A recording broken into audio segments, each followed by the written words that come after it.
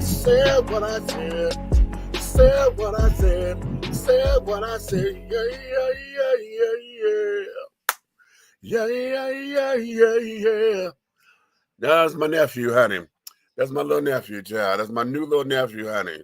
That's who is Theo, honey. And I said what I said, child. So this is I said what I said Sundays. And you guys know the routine, right? If you don't, let me explain it to you. This is the time, honey, when we allow you the opportunity to come in and talk with us. And you will have 5 minutes to talk about any whatever topic is on your mind, honey. You will talk about it right here and right now. But there's 2 caveats. The first one, and the most important one, if you decide to come out of a bag and get real that way and into whatever, if you come out of a bag, trust and believe we will come out of a bigger bag, because we're not in for the fuckery. We don't do all that shit over here. This is not the platform for you to come over here to want to try to create fodder, try to create, social media, but we not clickbait shit like that, okay? That's not what we do here. So please govern yourself accordingly. If you're coming up in here, make sure you're coming up in here right, okay? Secondly, if you're coming up here and if someone challenges your point, please don't take it personally. Okay, do not take it personally. Just be able to have a conversation. We're going to have a healthy debate. And it's okay to disagree without being disagreeable. You understand? It's okay. All right. But just make sure you're not in your feelings. Because see, once you get into your feelings, then you want to come out of a bag, and then it'll be a whole bunch of mess, and it's not necessary. You understand? So those are your 2 caveats, darling. You see, wherever you are, I posted the link.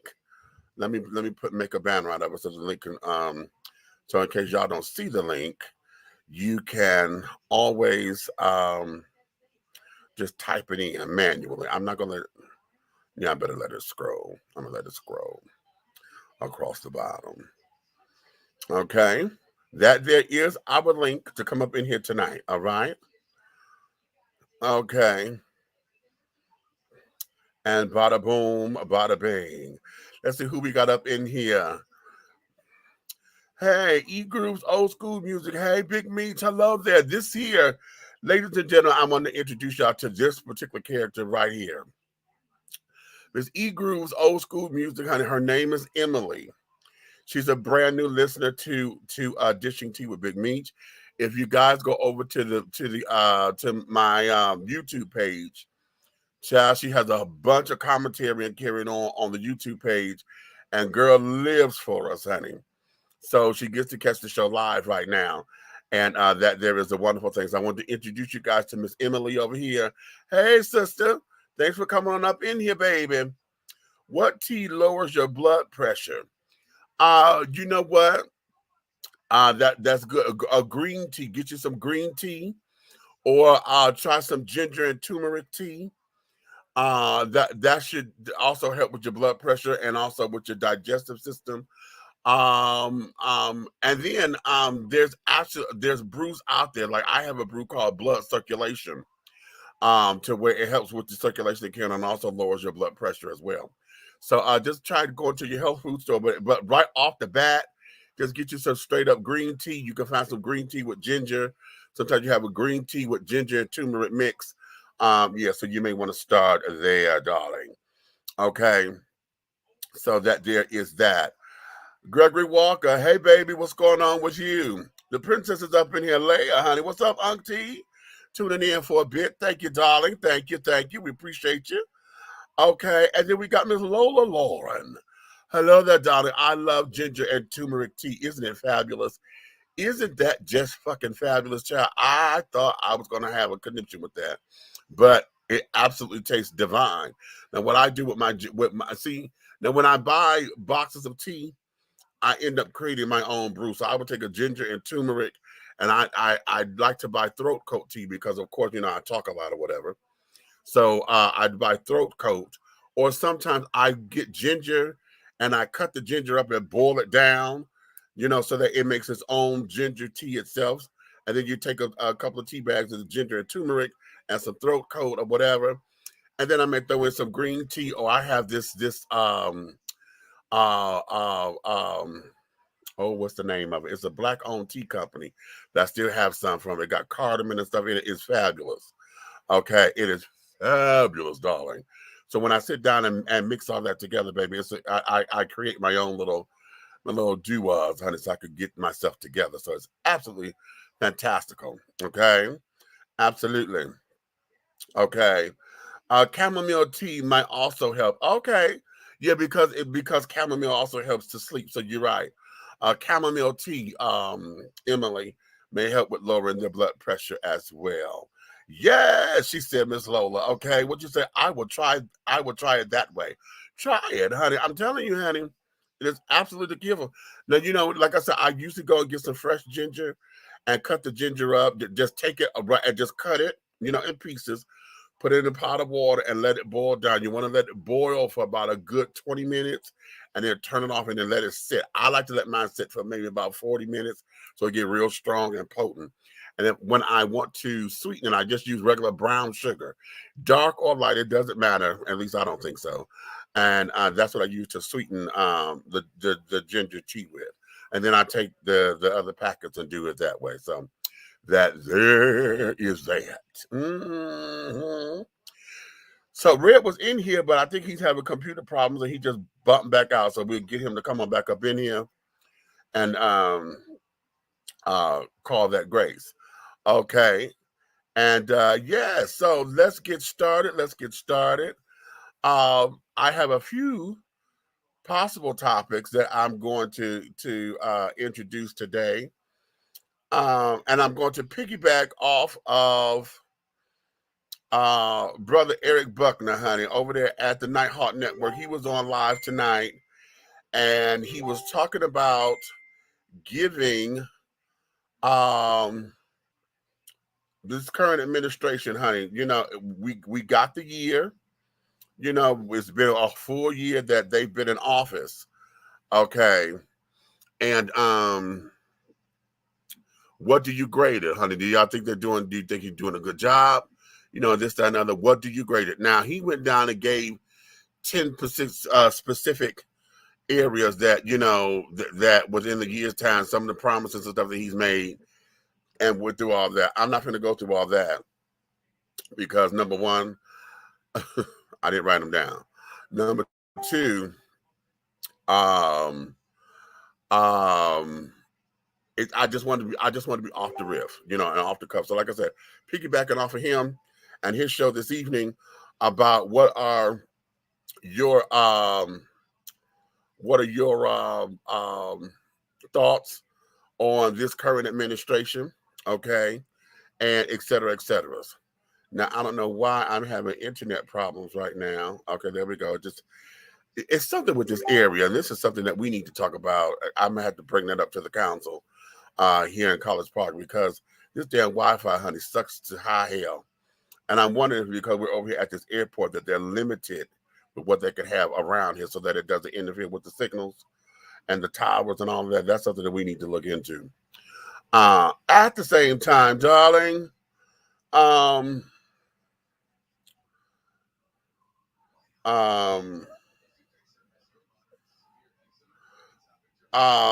sorry, I had a text come in, but I'm sitting up here getting through all this. But that there is that. So that's one of the things that we're going to talk about. Well, one of the topics, I'm going to put it that way. You can talk about that if you wish, okay? Another topic that I put up here. Wait a minute, I'm trying to get to my list. I got all my little smut and nasty stuff popping up, and I don't want to get distracted. I don't want to get distracted. Okay. Church shenanigans, honey. What do you do when folks are going through the motions using Jesus and using Jesus's name to do it? I'm going to play something for y'all, child, that we're going to talk about that in a minute. And then here's something that's very, very serious. And we're going to talk about this. I think this is probably going to be the conversation of the evening. Did you ever forgive your parents for being human? Did you ever forgive your parents for being human? What do I mean by that? Y'all know when we were kids and we see our parents, and only thing we know is our parents, right? And because of that, we believe and feel that they could do no wrong. You know, we see them as being able to take care, handle everything because that's all we know are our parents. But then when you realize that they're human beings, that your dad is just a man doing the best he can to make it. Your mama's a woman. Okay, she's a woman and you know, going through her, you know, when you realize that they are not the superheroes that we have fantasized for them to be, did you ever forgive them for being human? Because that's all they are. Did you forgive them for not being able to protect you like they wanted to, or you believe that they supposed to, or should have? Huh? That's going to be a good one. That's going to be a hot one, I believe. And then, if time permits, okay, depending on how well y'all talking tonight, we're going to go into the conversation cards. And every time I bring out the self-love cards, I never get to them because I say, okay, we're going to do these and this. But today we're only going to use this deck today if we get to them. Because see, as we were talking about on yesterday's show, oftentimes when we come to us and say that we want to get into talking about self-improvement, understanding ourselves, whatever, right? We always go through this whole thing of it becomes boring to folks, or folks run from it. Folks don't know how to respond to it, and et cetera, et cetera. And I'm like, no. We're going to get into this. I want to do my part for making self-discovery, self-awareness, self-improvement. We want to do our part in making it so that it's fun, it's inspiring, it's inviting, you know, and all of those things. Hold on, I'm trying to go to the YouTube page, and I'm going to mute the YouTube page so that I can see, because we got the bots coming in, honey. And yeah, I want to make sure we get these bots right away, because they need to be blocked and banned out. Okay, remove them, honey. I ain't got time for this old stupid shit. Okay. So yeah. So okay. So that there is that. So let's get into it, okay? Let's go back to the comments. E-Grooves said, I eat straight ginger root. Really? Okay, I'm not that brave yet to eat the whole root. I like ginger snaps. I like it hot and hard. I haven't been able to just chew on the root yet, honey. Buck is in here. Hello, all. Ha. Okay. I bought some fresh ginger and turmeric and lemon to make some immune tea. Okay, that's cute. Don't know why my comments wouldn't go through on Facebook. I'm not understanding that either, child. Okay, I'll be in around 10. Okay, with my 2 cents. Cute. Okay, Joe and Kamala are a hell of a lot better than rump roast. Okay. Ma is mentally rough. Brother is still angry. Okay. Well, cutesy. So let's get into that. So again, this is I said what I said. So if you want to come on up in here, you see the link that's right here. Click on the link. If you're in go find the link wherever you are. It's posted in all the platforms. Just find the link, click on it, and you can come up in here. But you got 5 minutes. I'm only going to give you 5 minutes. Okay. But let's get into this. And hopefully, did I upload the damn thing here? Because I'm going to start with with these church shits. Okay. I did not. Hopefully, I got the clip ready. Is this the clip? I think so. I think this is the clip. But hold on. Let me let this damn thing load up so I can play it out right. It's a 2 minute, maybe 2.5 minute clip. But I want y'all to see this old craziness, okay? And I understand church theatrics. I understand trying to get folks on fire for the Lord and carrying on. But this here's a tad bit ridiculous. And see, just the other day, was it yesterday or the day before? we just had something go on here in Georgia. Y'all want to sit down there, and many of y'all do not like Tyler Perry's movies and carrying on, right? But how many of y'all caught the last one, the Netflix one, you know, where with Felicia Rashad, and she played the woman who had all these old women and stuff down in the basement, and she was locking them up and was taking their money and carrying on. Well, honey, art imitates life, imitates art, imitates life. Okay, because here in Griffin, Georgia, just the other day, we just had that happen to where a pastor and his wife had just been arrested because they had 8 people in their basement that they had chained up down and locked them up down there carrying on, was getting their little Social Security coin and carrying on and do what did in and leaving the children down there and kind of swallowing and carrying on. How did you find out about it? Because somebody was called and the ambulance and the EMS technicians had come out to be of service. And when they were trying to get somewhere, had to go through the kitchen, they saw that this door was locked. And they heard some folks, and they realized that that's what was going on, and that's how the story broke. Okay, so these children, and this is a black couple now. This is a black couple that did it, and they sent it there swearing to the high heavens that, oh no, honey, they were running some kind of illegal group home. Okay,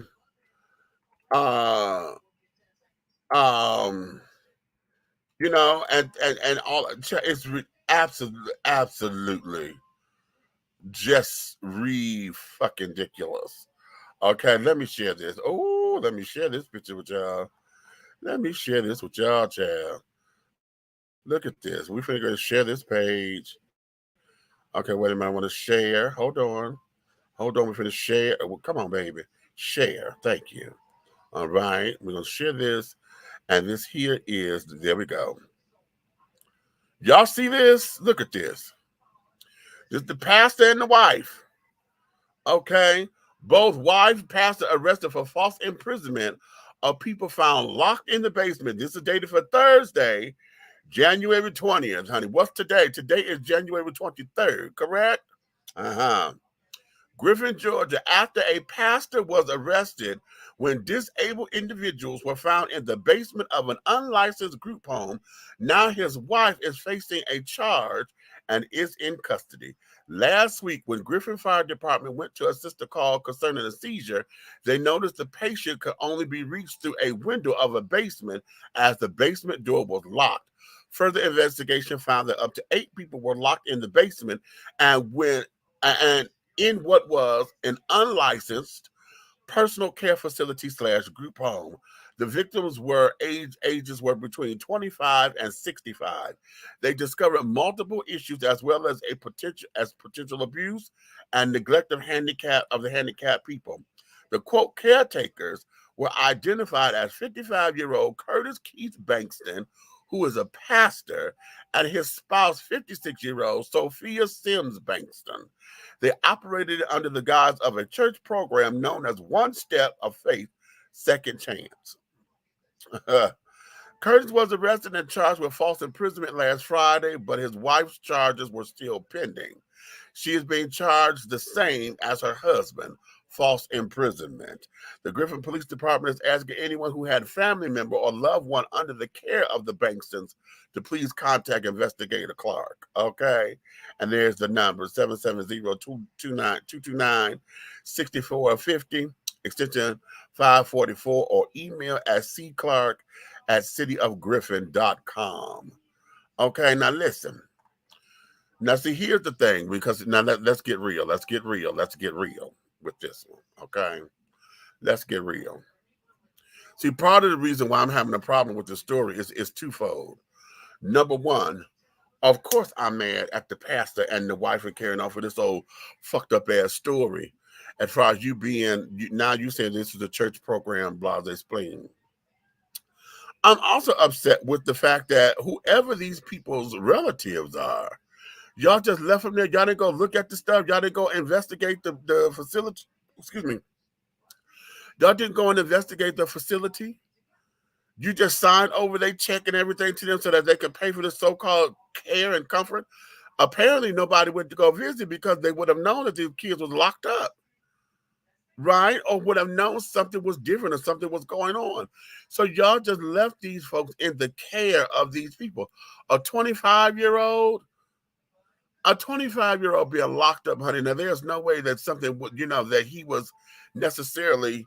I don't want to say in his right mind, because that's not. I don't want this to imply that something is that they're not in their right minds, honey. If they're dealing with some kind of mental illness or whatever, or if they were mentally disabled, or dealing with mentally challenged.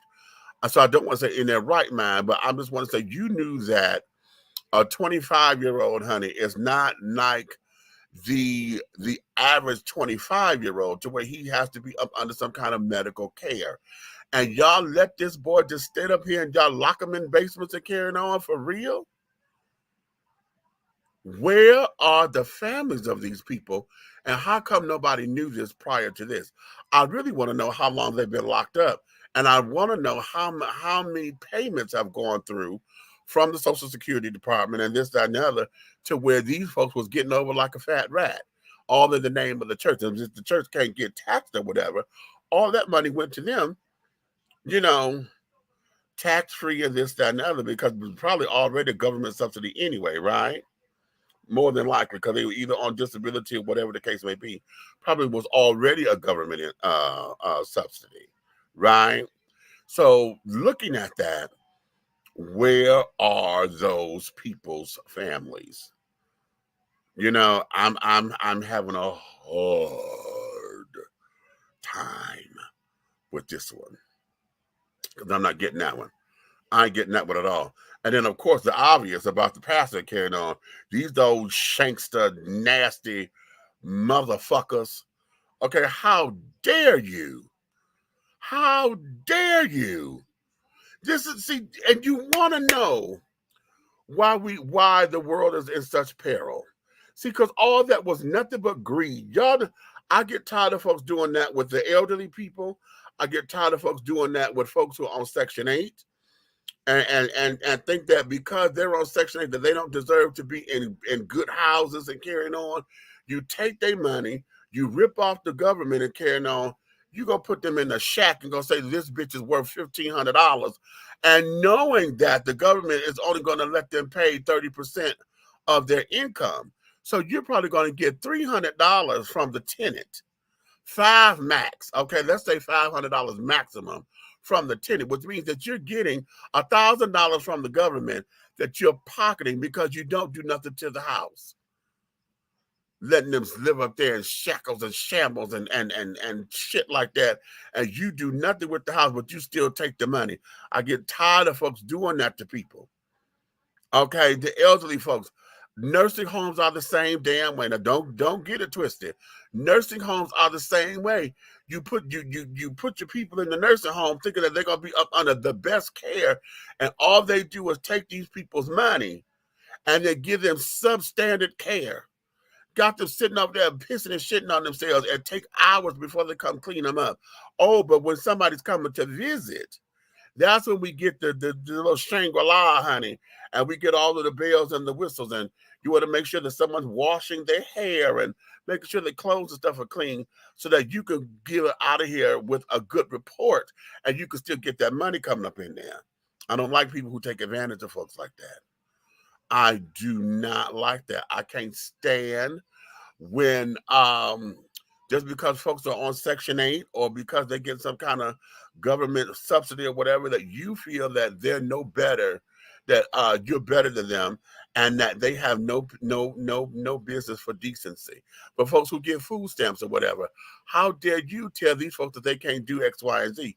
Now, wait a minute. I want to put a caveat on that, okay? I am going to put a caveat on that one, okay?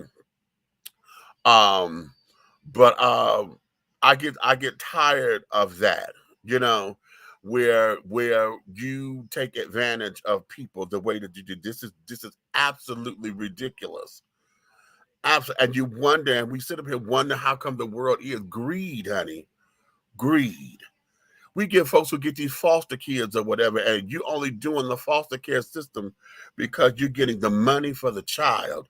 You don't care about these damn kids. You're just getting the money that's going to help you get over and then you give bare minimum care to the children. That ain't cool. That ain't nowhere near cool. I don't get it. I don't understand this. This is mind-boggling. Okay, it is fucking mind-boggling. And we've got to do something better about it. We really must do something better. Okay, we have to do something better. But the question is what? Because people are just people. I would play the Queen Latifah song. Queen Latifah and Mary J. Blige. She said, people just people.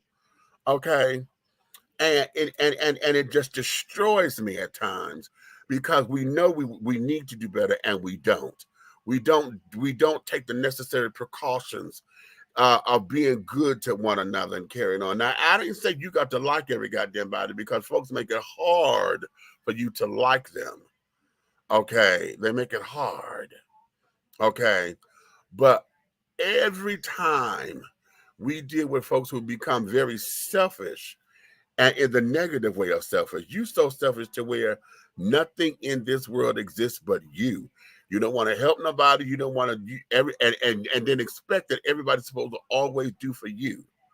You come with the sob stories, the sad stories, or whatever. As soon as you get your fix, you hit it. You don't reciprocate nothing. Everything is always about you. That's not how this is supposed to be. You understand? That ain't how this is supposed to be. And we have to do better. We must do better. The question is, when are we? Because here is where it is. For all you motherfuckers who love being in church, sitting up here saying what would Jesus do with this, that, and the other, and one about it going to hell. Where's the work? Huh? Where is the fucking work? All of this faith and everything that you say you have. Okay, and then we got church. We got some child. Look, in some instances, we got 2 and 3 churches on the same fucking corner. I know up in New York, my road dog, we went walking one time, and we walked maybe 5 blocks. Baby, it was 9 churches in 5 blocks. You understand? And the reason this one was Baptist, this one was the Spanish church, that one was whatever. 9 churches in 5 blocks. You hear me? It don't make that much motherfucking sense that way we got that much church going on. Everybody claiming that they believe so much, and God is going to take care of everything, and then you do nothing. Because if with that much church going on, we shouldn't have the problems that we have.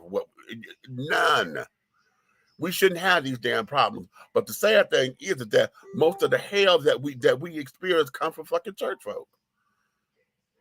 Okay. Yeah, I said it, damn it. I sure the fuck did. I said it. Okay. Let me go back to the comments. What's they doing that to their kids? They're going to burn for that. Oh, okay. Okay. Sometimes blood isn't thicker than water, and leave it to the church to do something evil in God's name. Oh, now you said that, baby. You said that. Airplane interference. And yeah, I'm thinking so too, Avery. That is all about the airplanes, but there's got to be something that we can do as far as getting better fiber optics, because if you can't go over and put up towers, what about underground towers and carrying on? Because the fiber optics go underground. You know, are they willing to invest in that? See, that's where it is, because that costs a pretty penny in order to get the fiber optics to work. And as we all know, you know, dealing with subways and carrying on, the further underground you get, you know, we don't have that necessary connection because it breaks. But there's a way to do it, because we see all the time that we have instances where fiber optics will work to get into hell. Submarines, you know, they got to where shit, they way up underwater like the goddamn fish. But yet all of their operations and stuff work. They can still see their monitors and carrying on. You know, so what technology is that? They still got communications. They can take a radio and stuff. What communication do they have that we seem not to be able to have? Or is it because water? Now, you know what? Hold on. Let me think. Because water may be a conduit. Water may be a conduit that may let electrical charge go through. Okay, because you know when water and electricity mix, you know, it causes a shock. So water may be a conduit, whereas concrete may not be. Oh, that may be that. No, okay, we may be onto something there. We may be onto something there. So, okay. All right. Okay, hold on. I'm trying to get my charger to put my phone on the charger. Hold on. I'm right here. Okay. I'm right here. So yeah, I'm going back to the comments. I'm just trying to put the phone on the charger so that wait a minute, let me put the phone on vibrate. Oh, it is already. Okay, good. So be that as it may. Um um This child said, do I have a call number? No, this is live, baby. This is live. This is Facebook and YouTube live. Okay. This is Facebook and YouTube live. Somebody, they having problems trying to get in. They want to come in on the damn live, honey. However, let me see. Wait a minute. There we go. I'm trying to get the comments. That pastor and his wife were relying on the victim's emotional distance and or absence from their families. Also, the families probably felt that because he was a pastor, their relatives were in good hands. In a way, it's like rich folks dumping their kids in some kind of boarding school and never visiting them because they just can't be bothered. I agreed 100%. I agree with that 100%. But see, here's the thing. You sit up there saying that it's in the pastor's, this is the pastor and carrying on, but child, bye. Bye. Okay. Why are you not doing the research? See, but you just said it. They didn't want to be fucking bothered. That's what it is. They did not want to be bothered because, with someone who has special needs and carrying on, and they are a handful, especially if you don't have the patience for it, don't know how to deal with it, refuse to educate yourself on how to deal with it, and then it takes a toll. Just with dealing with somebody who's sick, y'all know what it is. You've been around folks who have been sickly and carrying on with the common cold, the flu, or whatever, trying to care for them, and they have no mobility or whatever. It's a chore. It is draining because you had to do everything. It's just like having a newborn baby, but the newborn baby got sense and got wants and got needs and can articulate that. Okay. Then you're trying to have a respect thing because if it's a parent or a grandparent or uncle or whatever, you want to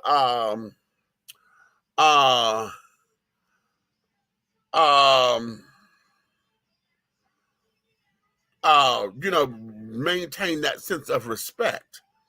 Okay, so it's draining. It is very, very, very, very draining. Very draining. One time, Mom told me, "Have a baby, they'll increase your check." Stupid advice, and I didn't take it. You know what? And they still tell you that. See, a lot of people who are on assistance and carried on, that's what they do to get the increase. They're sort of here have more babies and stuff, and they get the damn the increase. See, I'm from Michigan, so I know at one point Michigan cut it off. They were like, okay, I think it's like 5 kids or whatever. After that, they ain't paying for no more kids, But whatever it is, yeah, folks will sit up there and get the check, or have the baby just so that they can get an increase in the check and the food stamps, so they can have more food stamps to sell and blah blah blah. Okay, now listen, I'm not gonna act as if I'm all holier than thou, honey. Because if a bitch selling her stamps, I'ma buy them. Okay, because that's that's less cash I have to pay.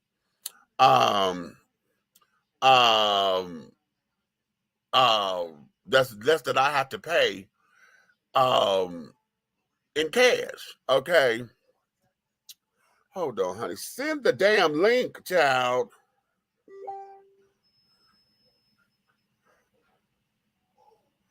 Damn. Oh, okay. This is starting to frustrate me now. Yeah, someone wants to come in the show and carry on. Then he's trying to help me promote and say, like, well, send the goddamn link I sent you. Okay. So yeah, all right. Forgiveness can be difficult. That's okay. Now you know what? Let's do that. Let's do that. Okay. Forgiveness can be difficult. The reason why it's difficult is because most of the time we're looking for retribution. We don't want to let it go. See, when somebody has hurt us, wronged us, shamed us, deceived us, and all of that, we don't like to let shit like that go because um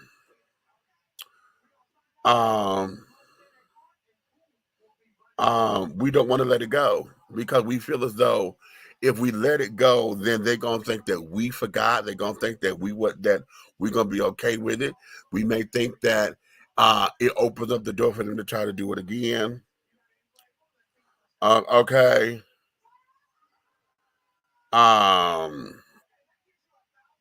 Yeah. You know. So yes, honey, it is absolutely that way. So forgiveness can be difficult, especially when um when it's somebody close to you, and especially when you really or truly really want to beat their ass, and you know your gratification is going to come if you whoop that ass, but you know that ain't nothing gonna come for it but just a real ass whoop because they're not gonna give you anything else. Okay, most of the time they done robbed you your money and shit. They ain't paying your money back. You know, they done fucked over your shit.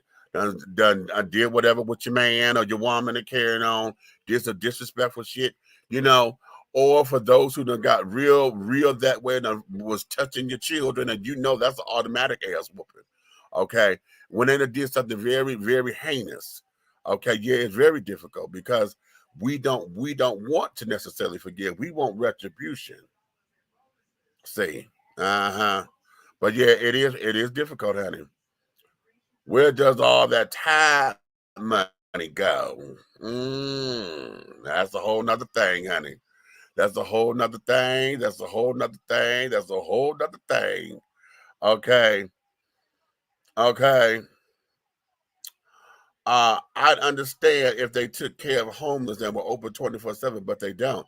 That there is the big to do, Emily, because we're sitting up there. Uh, uh, that's the big to do. Um, uh, we have allowed for the church and all of those particular things to come in, and they're supposed to be the community buffer. See, they're supposed to be the force in the community. They're supposed to be, to do what the government don't do. You understand? They're supposed to. However, okay, this here is absolutely ridiculous. Okay, it becomes a whole big to do, and when they're not doing their part, the government can't do what it's supposed to do either, because there's too many. And see, what folks don't want to believe or want to accept is that church is big business. They don't pay taxes. How about that? Church is big business that does not pay taxes. Okay. That's why there should not be a reason that if you got a church secretary, you said you got a kitchen, a food pantry or whatever, that no one can come to your church or whatever, during regular business hours because there's no one there. Okay, but yeah, you're supposed to be doing the stuff in the community and carrying on. There's folks on churches' payrolls because you pay the minister of music. Okay, the pastor. A lot of churches, the pastor gets a salary. Okay, but that's the thing. If you're paying them, then that means this is their only job, right? Or maybe they get a stipend and they have to supplement it. And this, that, and the other. Because by right, see, when you're doing the pastor's anniversaries and this, that, and the other, and all these appreciations and all this, that, and the other, it's because they've been so dedicated to the work to where it's an appreciation and things that say, oh, we love you. We know we don't pay you enough. This is what this is. But the money that comes in is supposed to pay for it's the overhead of the church. You got the church secretary, you got the trustees and all of them who count the money. So those are your accountants and things. You got the custodian, you got the kitchen staff, you got the minister of music. There's an overhead with running a business, honey. Yes. And a lot of folks don't see it that way. Everybody wants you to sit down there and give all your shit and do this for the Lord, honey. Oh, this is for the Lord. Okay. This is supposed to be from your heart. This is supposed to be. But did you also teach me that my gifts are supposed to sustain me, honey? My gifts, I'm talented with coming up here getting your books together, honey. That's supposed to be my job. Okay. Now, because of my faith, I'm not going to steal this money from the church because this is the church. Right? Okay, I gonna turn this into no. Okay, let me go here. South Fulton in the house. Hi, come on, South Fulton. Okay, in effect live. Well, what you say, baby? Do it. What's this? Kimochi Ichibustu. Did I pronounce that right? I know I just told that all the way up, child. Okay, Griffin, Georgia. Yeah, down in old Griffin, honey. Okay. Their lawyer stated that the clients were free to leave. That was a lie. How are they free to leave when the doors are locked? The children sitting up there, how were they free to leave? And the ambulance, honey, had to come and was trying to treat the child through the window. And the driver, the EMT technician sat up there and said that the damn doors and stuff were locked and they couldn't get in. Downstairs to the basement where the people were. It was locked, padlocked or whatever. Okay, and I'm totally blind. I am not gonna take care of a baby. Oh wow. Okay, wow. Okay, they were treated as prisoners. Crooked pastor, second chance. Yeah, right. Evil pastor and evil first lady. All the way. The families didn't want to be bothered. Not at all. Not at all. Okay. Not at all. And it's sad and it's crazy. Okay, it is sad and it is crazy. Okay. What you say? Recently, there was another illegal care facility in Cobb County and ran by fluid black folks. See, now here you have it. You know, that's heartbreaking for me. Every time I hear black folks into this old shit to where now you sitting up here stealing the money all in the name of the church and carrying on the blase. Because you're taking advantage of people that is bothering the fuck up out of me. Because no, that's a bad look all the way around. Oh, Lord. This is why I don't tithe and I don't think I'll burn for it either. Okay, she said, I ain't going to burn for it. Let me show y'all some shit. Now, y'all want to, now we talking about church shenanigans, right? Y'all check this out.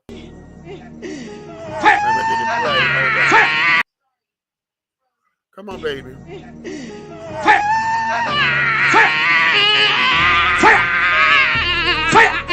Come out from the private! Come out from the private! Come out from the private! Come out! Out! From the private! Go!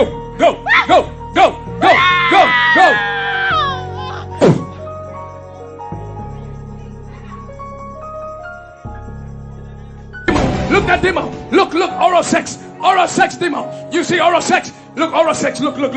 You oral sex. Use oral sex. Let that sperm of that man out. Out, you demon. Out. Let go. You delivered me 2 Sundays back. Then a demon came with his penis and put it in my mouth. And then he came again and he slept with me last week, and I told the pastor that I need deliverance again, and since then my private part has been itching. It's been itching? Yes. Ken, who are you? Who are you? Who are you? Who are you? Speak. Who are you? Who are you? Look at that demon. Look at that demon. Who are you? Who are you? Speak out. Who are you? Who are you?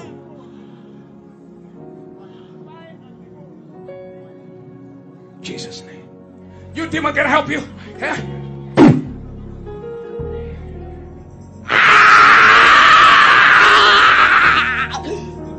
Come up from the private part. What is your name? Rosamond Daniel. Rosamond Daniel. What happened to you today? So you delivered me today, and then when I went to the bathroom, I think 15 minutes later, some white stuff came out with the blood after you sprayed. Oh, come on, somebody. After I spray with the water, Yes. after I spray, something came out white. Yes. Put your hands together. Hallelujah.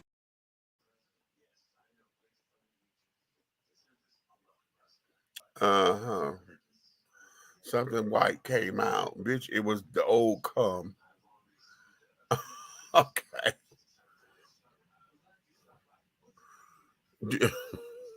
That.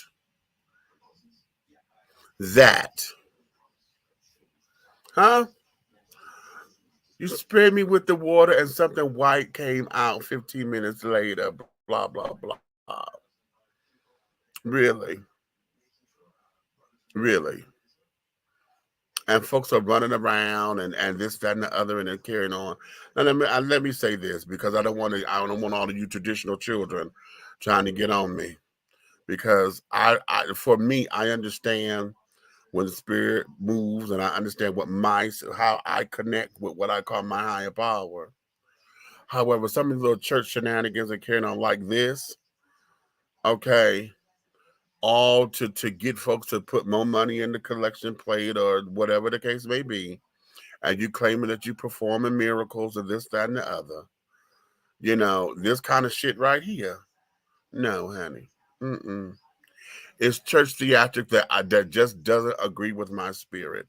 And it's shit like this that get folks caught up, because a lot of folks, they sit down and believe that this is real. And okay, but then they start to govern their lives according to what their belief system is. And I'm trying to tell y'all something, honey. Beliefs are subjective. Your belief system it only works for you. Your beliefs are designed for you. They're not designed to run the world and carry on, because everybody don't believe the same way, and they don't believe it exactly the same. You know, so your belief system, how you run you, how what your creed is and carrying on, is how you run you. Okay. Some folks smoke cigarettes, some don't. Some folks drink alcohol, some don't. Some folks do marijuana, some don't. Some folks do harder drugs, some don't. Some do all of it, some don't. Okay? Because it only works with your own constitution. What is the constitution of you? Oh, that's a good question. What is your constitution? If you had a Bill of Rights about you, honey, what are your Bill of Rights, honey? What are your Bill of Rights that introduce your constitution to the world? Huh? And how many times did you have to amend them? Ooh, that's real good. How many times have you had to amend your own constitution? Huh? Come on, talk to me, Sharon. Come on here and talk to me up in this place here. Okay? So, yeah. Okay? So, beliefs, this is how folks get caught up. This is how folks don't move and matriculate, and carrying on. Then you got those, who there's so many different facets and extreme of all of this, to where now all I have to do is tell you, you do what works best for you. But these kind of shenanigans here, okay, because let's dissect the story. Let's dissect this story, Sharon. Because this bitch said, hey, you delivered me last week or 2 weeks ago, right? But the demon came back and put his penis in my mouth. So I need for you to deliver me again.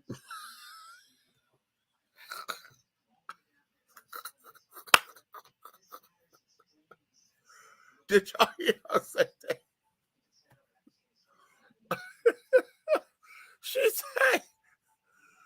demon came and put his penis in her mouth. This is after she was delivered the first time. But the demon came back, put his penis in her mouth, and then had sex with her. And now she's itching in her vagina. Bitch, that's called a yeast infection or you done got the clap.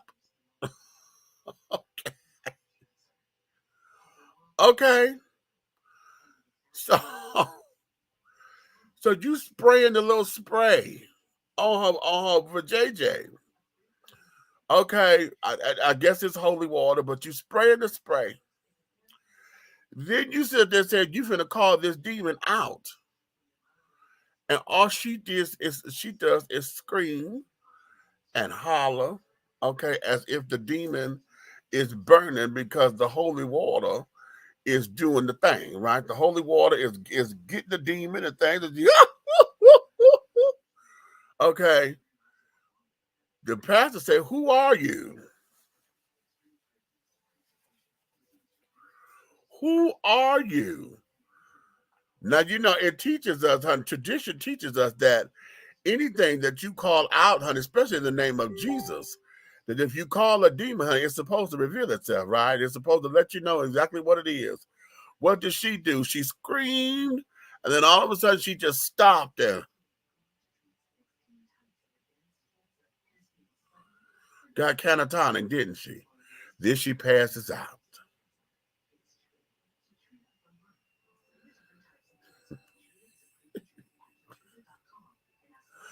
Everybody else is praying, "Oh, Jesus. Oh, Lord. Oh."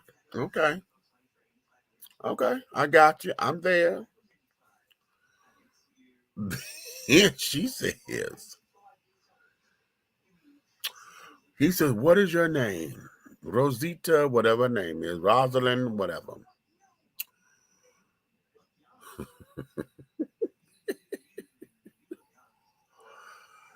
He said, "What happened to you?" Now, mind you, this was supposed to be an exorcism. So now you went to the bathroom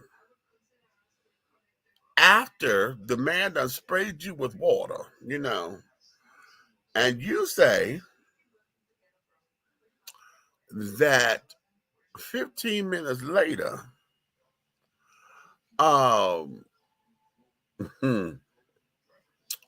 15 minutes later, white stuff came out your vajayjay. White stuff. So, I come to understand, honey, did you just have this demon last night? Because that sounds like, bitch, that he nutted up in you, honey. That was just the after effect. You didn't douche before you went to church, child.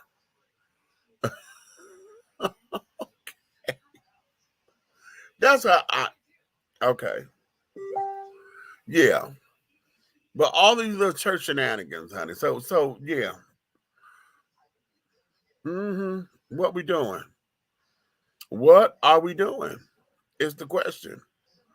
Okay, what you doing? Cheering. What are you doing? Okay. What the fuckity fuck? I've seen part of this before, but not this much. Shaking my head even more now. And that white was nothing more than the damn loogie for scamming's sake. Listen, when he was talking about when the pastor was up, look at that, oral sex, come out. Come out of that mouth, oral sex. Bitch ain't what nothing but slob. She coughed enough to wear hair. That's the backdraft of all the spit she was coughing up. Oral sex. Come out of that mouth, demon. Come out of that mouth, demon.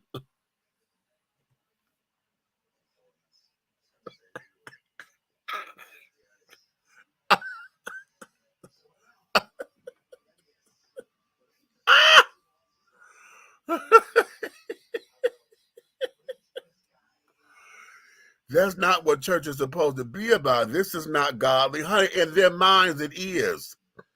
And see, and this is okay. Here we go.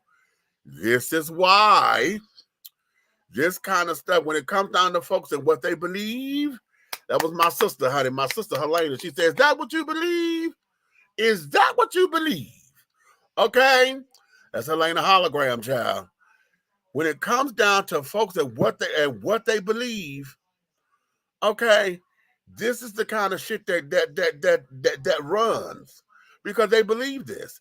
There's a number of people, honey, who fall prey to the church theatrics. Okay, they fall prey to it.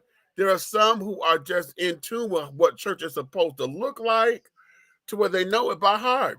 How is it? Haven't you ever noticed that anytime somebody played the shout music, everybody ready to go bump and shout? If the organist get on it, everybody start popping like popcorn. Because why? There are some folks who believe that's what you're supposed to do. There's some folks who actually get caught up in the spirit because music moves the spirit, right? Music moves the spirit. So there are some who actually get caught up. I know it's happened to me. Okay, where it's because you're so in tune with your spirit, it makes you move. But there, the rest of them, you could. I did something a while ago, a big meets moment a while ago, and in that I asked this question, and I had some stupid ass remarks. I was like, why is it that when it's time to shout, that folks will run from the back of the church up to the front just to put their steps in, as if that was the dance floor? Huh? Why? They run to the front of the church, right where everybody else is shouting, just to get their steps in. And you're supposed to be all caught up in the spirit, honey, to get your steps in. And right after you just feel that you done got you those bouncing, you done twirled and this, that, and the other. Whoo! Because you're supposed to be in the spirit. Bitch, as soon as your bitch ass get tired, honey, you stop and turn around and walk right back to your seat.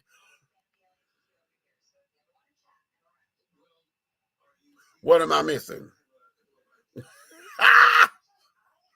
What am I missing? I like to drink sometimes and edibles more, light on the edibles. Okay, I understand all that. That's why I don't like ignorance. Yuck. Okay. Ha! Damn theatrics. Can't stand it, honey. Okay. I'm glad I grew up with the love of music, and there's some more going on iTunes. Well, okay, how about that? Okay, I ain't mad at you, baby. I ain't mad at you. Okay. How y'all grew to this booty music and angry music with people who don't sing? I don't know. Okay, there you have it. Come on up in here, Buck. Come on up in here, Buck. Well, first of all, can you hear me? Yeah. Unfortunately, we didn't have to go old school this evening because my computer is acting a fool yet again, y'all. Okay. I got through the show and it was like, that's all the work we doing today, sir. Oh, that's all. Okay.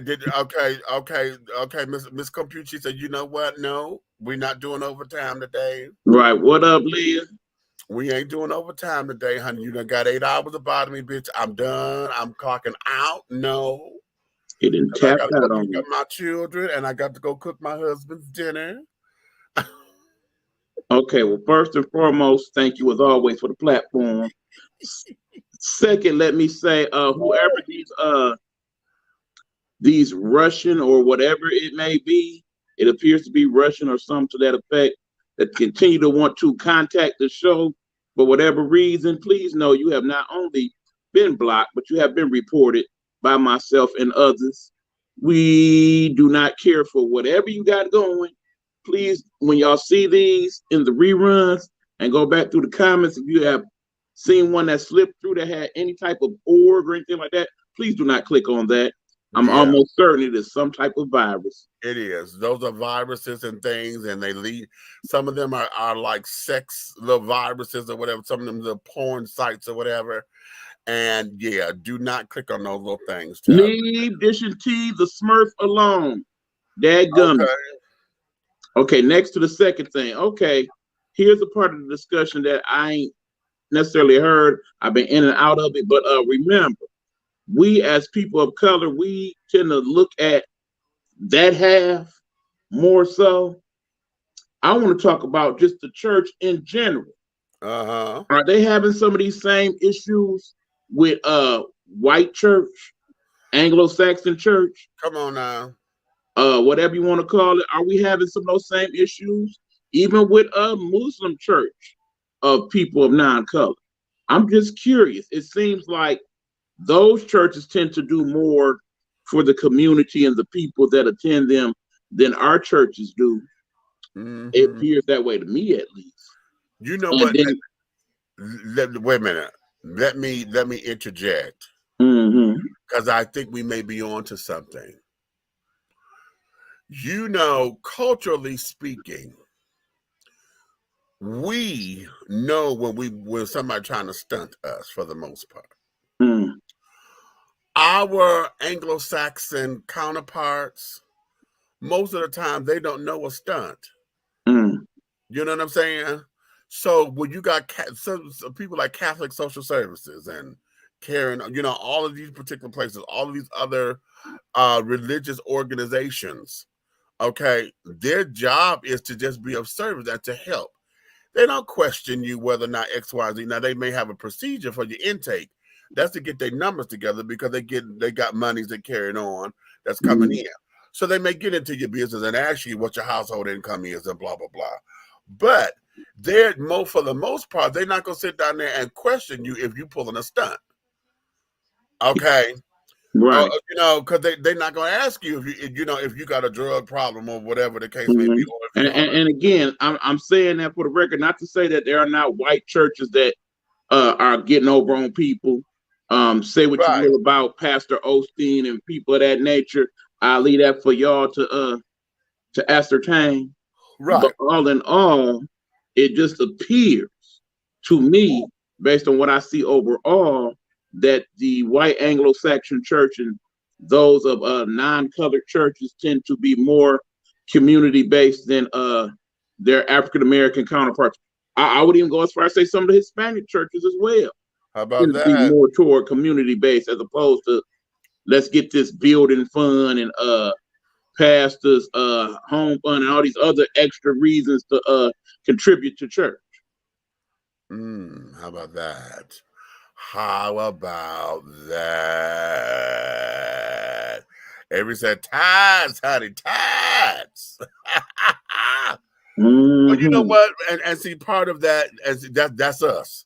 See, we feel as though because we paid our tithes or whatever, and then give it to the church, that the church is supposed to do X, Y, Z.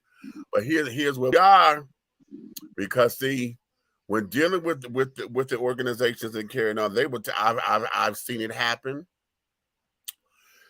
Just like anything else, church is big business, and if you have not done your part to help that business grow, the church has options to say, no, we can't help you.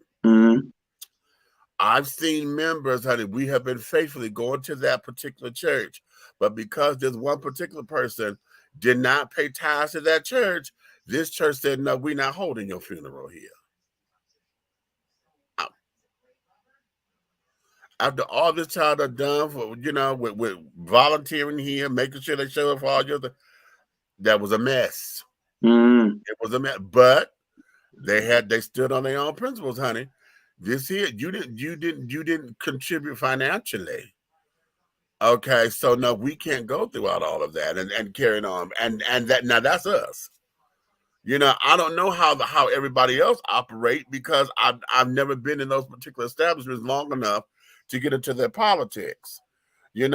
I do know mine, and y'all heard me say this story all the time. When I first moved down here, I went to all the big churches here, all the big churches, because I was having a problem with I had got a job. My job didn't start for 30 days. Right. I do recall the story. I was willing. I said, listen, if y'all could just help me pay this 1 month, I'm willing to pay it back, I will put that in writing. My job had not started. And I was told, honey, I was told by Creflo's church, child, oh, well, the way how we do things here, you got to come in and you got to become a member of the church, and you got to be on an auxiliary for 3 months. Okay, and then after you serve on the auxiliary for 3 months, then we had to take that to the board, and the board had to decide on whether or not. I said, bitch, I'm about to get evicted now. I said next month, not 3 months from now. Right. Next You know month. what I'm saying? And I was told that Eddie Long's church, told me, don't you have a church home? I said, I just moved here, and I said, I do attend the church. I said, but they don't have the money. They didn't have it or whatever. So now it has me in the alert. So I'm telling you, I would pay you back. I will put that in writing. So when it comes down to that, as far as community service, and that's what we get into.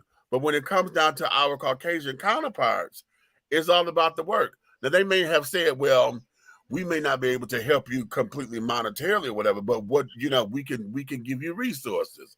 We could point you in this direction and that direction. Okay. Or if they say, yeah, they may say, okay, we can't give you the money. I don't want you to give it to me. Make the check to these children. You know what I'm saying? And blah, blah, and carrying on. Because I don't have to touch it. If you're worried about that, y'all can handle that directly to them.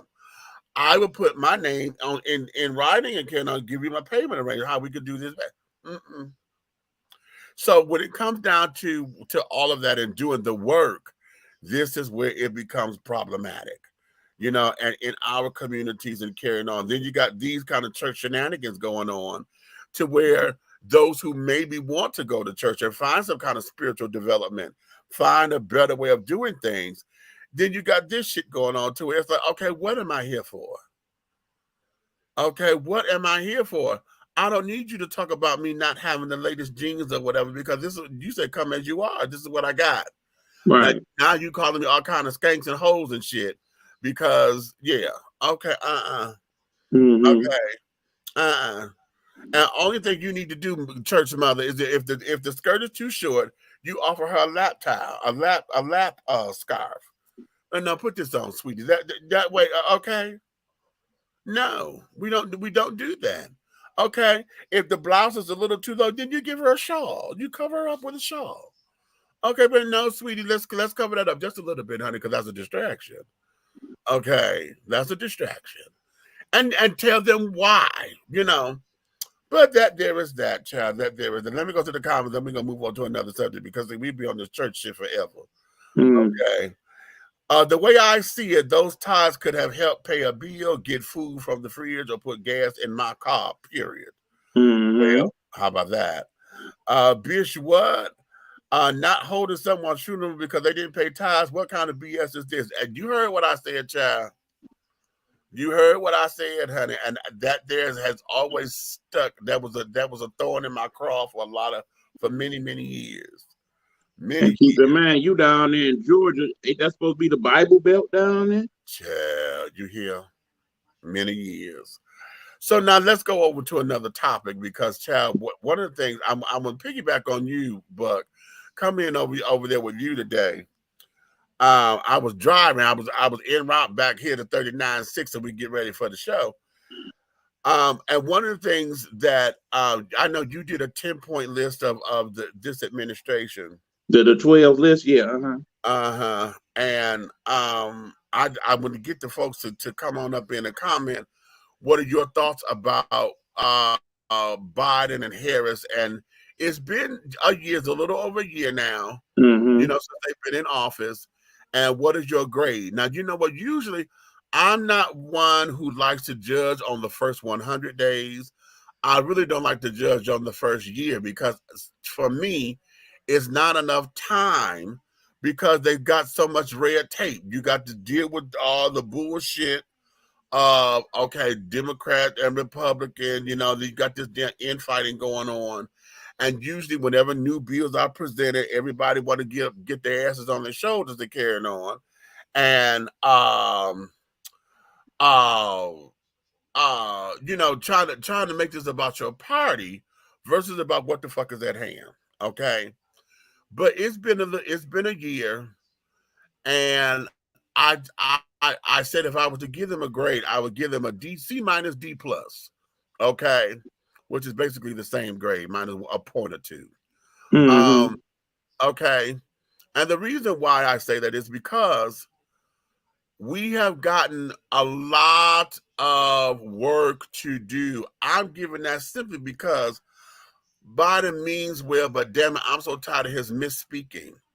He'll say this, and then he got to double back because he misspoke here because he's talking too fast. Okay, Mm-hmm. and I understand that being someone who is in front of a camera, having to do commercials and carrying on, you got to keep. I'm fortunate to where this wasn't a one take commercial. I got to keep doing it because we get it right. Mm-hmm. But when you're live, honey, and you're trying to you keep misspeaking, it gives the sense that you are untrue. Mm-hmm. Okay, it gives the appearance that you are lying, and for me, I don't believe that he is. I just know that when your brain starts thinking faster than your mouth, Mm-hmm.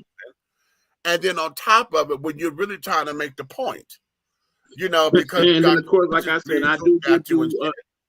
I do give you some slight leniency because we do know you have the speech impediment situation with the whole stuttering and Right. all of that. We understand that. Right. But in the same token, as I said to somebody else, it comes off different. Understand the previous administration, Right. the orange clown, basically when asked the question, he was quick with it. It was straight up bold-faced lies, but the way in which he spoke to it, some people took to that as, oh yeah, he know what he's talking about. Even though we know, those of us who do the homework know better. But for those of them who wanted to believe, oh yeah, he made it real believable. With Biden, it comes off as yeah, you on some tricky dicky stuff here. Okay. And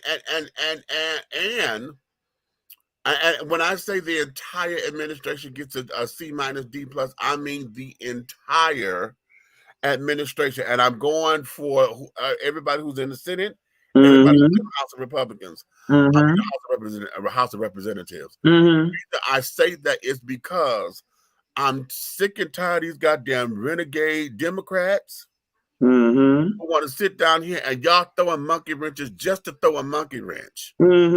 Okay, to cause all this fucking internalized fighting. Don't nobody need to know y'all fighting like this, but y'all need to do that shit behind closed doors. Because I promise you, the Republicans doing the same thing, but the thing is, they ain't putting their business out in the street.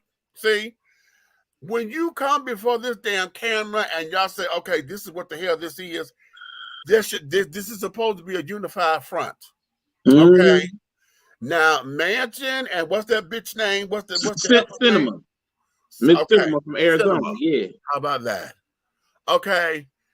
They really need to see y'all just as bad as Marjorie Taylor Greene or whatever goddamn they're from. Y'all have Cinema and Marjorie have damn near become one and the same to me. That's rough. Okay. They have damn near become one and the same person to me. That's rough. I'm not even gonna put her out there like that. I dislike Miss Greene very much. Exactly. And she's from my state. Yeah, so you hear a lot more than I do. I'm having issues with all of this because now y'all just doing shit to be doing it.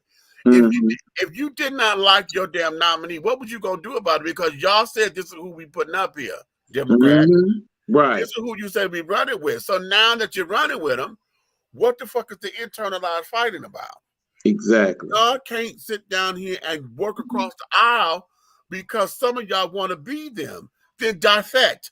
Go become Republican then. Change your party. Straight up. Change your party. Straight up. Or even better still, be real bold with it and be like, I'm an independent. I'm going with whoever I'm going with. Period. And call it grace. Manchin and I know Kamala got well, let me call her Vice President Harris because I get on everybody else for not giving her the title. Right. Vice President Harris was upset with. Well, no, she wasn't upset. It just hit a nerve when Charlemagne was like, okay, well, Manson act like he the real power. Yeah. Okay. Mm-hmm. And you know, she gave us that black girl Right. reaction. Right. Wait a minute, hold up. You know, Mm-hmm. Yeah. and I'm like, okay, cute. But Miss Thing, I need to see all this power and this fire. I need to see that attorney that California keep talking about, that black folks keep saying when you was this damn district attorney for California, you had all this damn fire power. We need to see that over here. I don't hear, but you know what? But to be fair, let me say this, to be fair, because they said this about President Obama. And then and then Barbara Walters had to ask him, Mr. President, did you cuss? Do you use curse words? And he said, every day. And she said, when was the last time you cursed? She said 5 minutes before we started rolling. I mean, basically, if you listen to his audio book, he cussed rather frequently in the book. But one of the things is a lot of folks did not know what was going on, because when he came out front or whatever, he didn't put on the front street all the fighting and carrying on, because that was like, no, I knew this was going to be difficult. Y'all don't need to know all of that, because that's irrelevant. What we need to do, this is what we're trying, this is the goal. So I'm going to give VP Harris a little leeway in that, because I don't know how she's fighting behind the scenes. Okay. At the same time, though, girl, you so busy wanting to be sister girl, honey. I need some of that fire in front of these cameras, and we need to hear what's going on. And I need to see what is the plan. I don't understand. I don't know what the plan is. Right. I will tell you this much, people. For those of you who are trying to ascertain what is really going on, if you have access to C-SPAN, I highly suggest one day when you get a few minutes, check out what actually goes on in these houses of Congress. You know what? Let me tell you something. C-SPAN, baby, y'all have to make sure that you're going to be very attentive, because that shit can get boring. It can, but in the same token. But if you know how to stay focused, baby, trust me, you know what to listen for. You know what to listen for. You know what to do. Because you will hear all the internal line fighting. You will hear your representative exactly how they feel on a certain bill.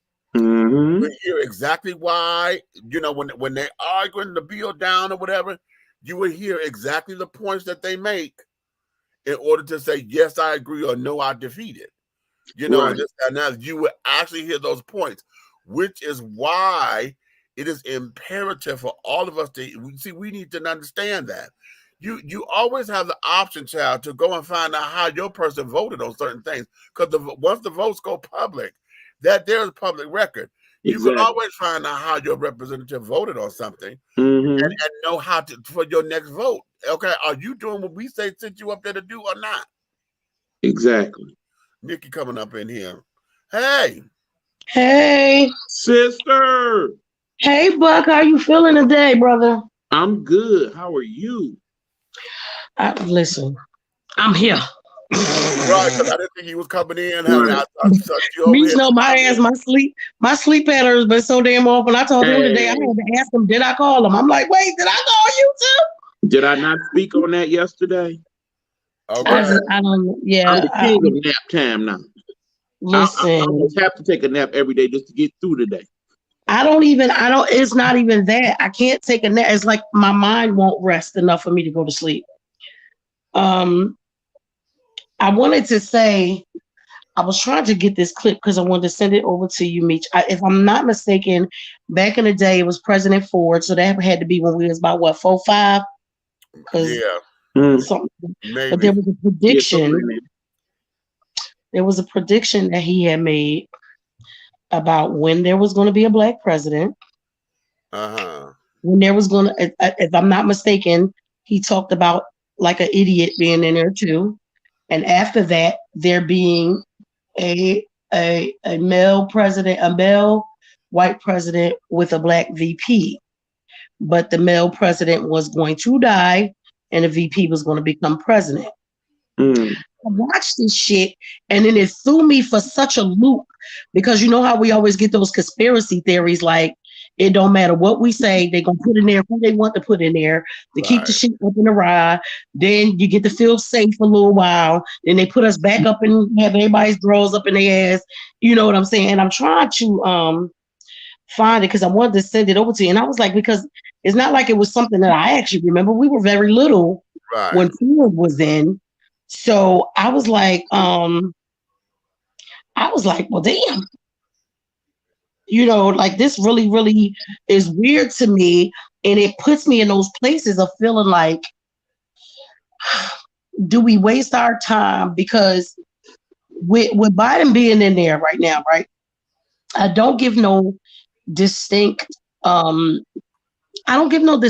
things about what he's doing because I can honestly say I haven't been paying attention. Okay. We've been having so much shit happen to us so close to us that I haven't really paid attention to his bullshit. And I don't mean that like Trump bullshit. I just mean bullshit. You know what I'm saying? But every time I catch him on something, speaking one of the addresses or whatever, it just sounds real messed up to me. And I'm like, yo, dude, what the fuck are you talking about? I know I ain't been paying attention, but damn, what are you talking about?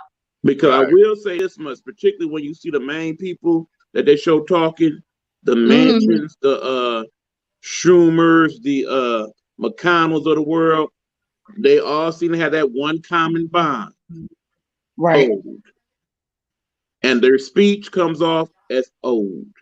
And the things they talk about come off as antiquated. I really need America to think about what we're doing in terms of hiring our elected officials from this point forward. I think half of the problem is easily resolved by saying it's time for some new blood. It's time for some people that are closer to what's really going on. A lot of these other people, they've been in Congress 20, 30, 40 years. They've been getting money. They stay with money. Their thought process is more money-based than people-based. And I think that's part of the issue. Exactly. I think a lot of things are going to be a lot of the status same because there are too many things that are still put in place that they haven't changed. That is point blank period, across the board, human decency rights. Okay. Anytime you gotta every so often vote on if we're gonna still be slaves or not. Right.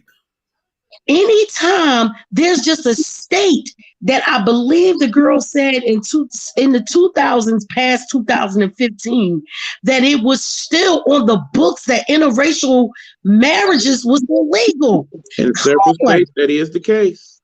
If you can't get those things together first, we're going to always have the same of everything. That Constitution needs to be gone. Fuck them amendments too. We need to start over. And then don't amend no damn shit. What you amending it for? McConnell said earlier this week about in terms of the whole Voting Rights Act, like we don't really need to change that. Black Americans are still voting at the same rate as Americans. And they know that at the end of the day, they're trying to stop people from voting. They are doing everything they can. Remember, we talked about this before, Meech. If my license is expired, do that make me not be me? Right. Get the fuck out of here. You gonna tell me at the poll your license expired, you can't vote. Why? Did I suddenly turn into somebody else? Right. The older people who do not drive no more or their license or IDs have expired because, you know, the kids is taking them everywhere and stuff like that. They not driving no more, stuff like that. What the hell do they need? If they on Social Security for the rest of their goddamn life, what the hell they need to go and fix their damn ID for? Yeah, I understand we need to play for the DMV, but bottom line, why can't you just be like, okay, it's your 4 years is up, pay your $10 and keep it pushing. Yeah, just send me a new one. But that's the whole thing. The thing for me is I don't stop being me just because my license expired. That should not be a contingency on me being able to vote. Now, if it's about me not being able to drive, Okay, yeah, y'all get your little money because that's all it is a money racket. Because at the end of the day, if I ain't get a bunch of tickets and y'all ain't suspend my license, why the fuck so what is it, 4? I mean 4 years, y'all? How many years before we have to renew our license? 4.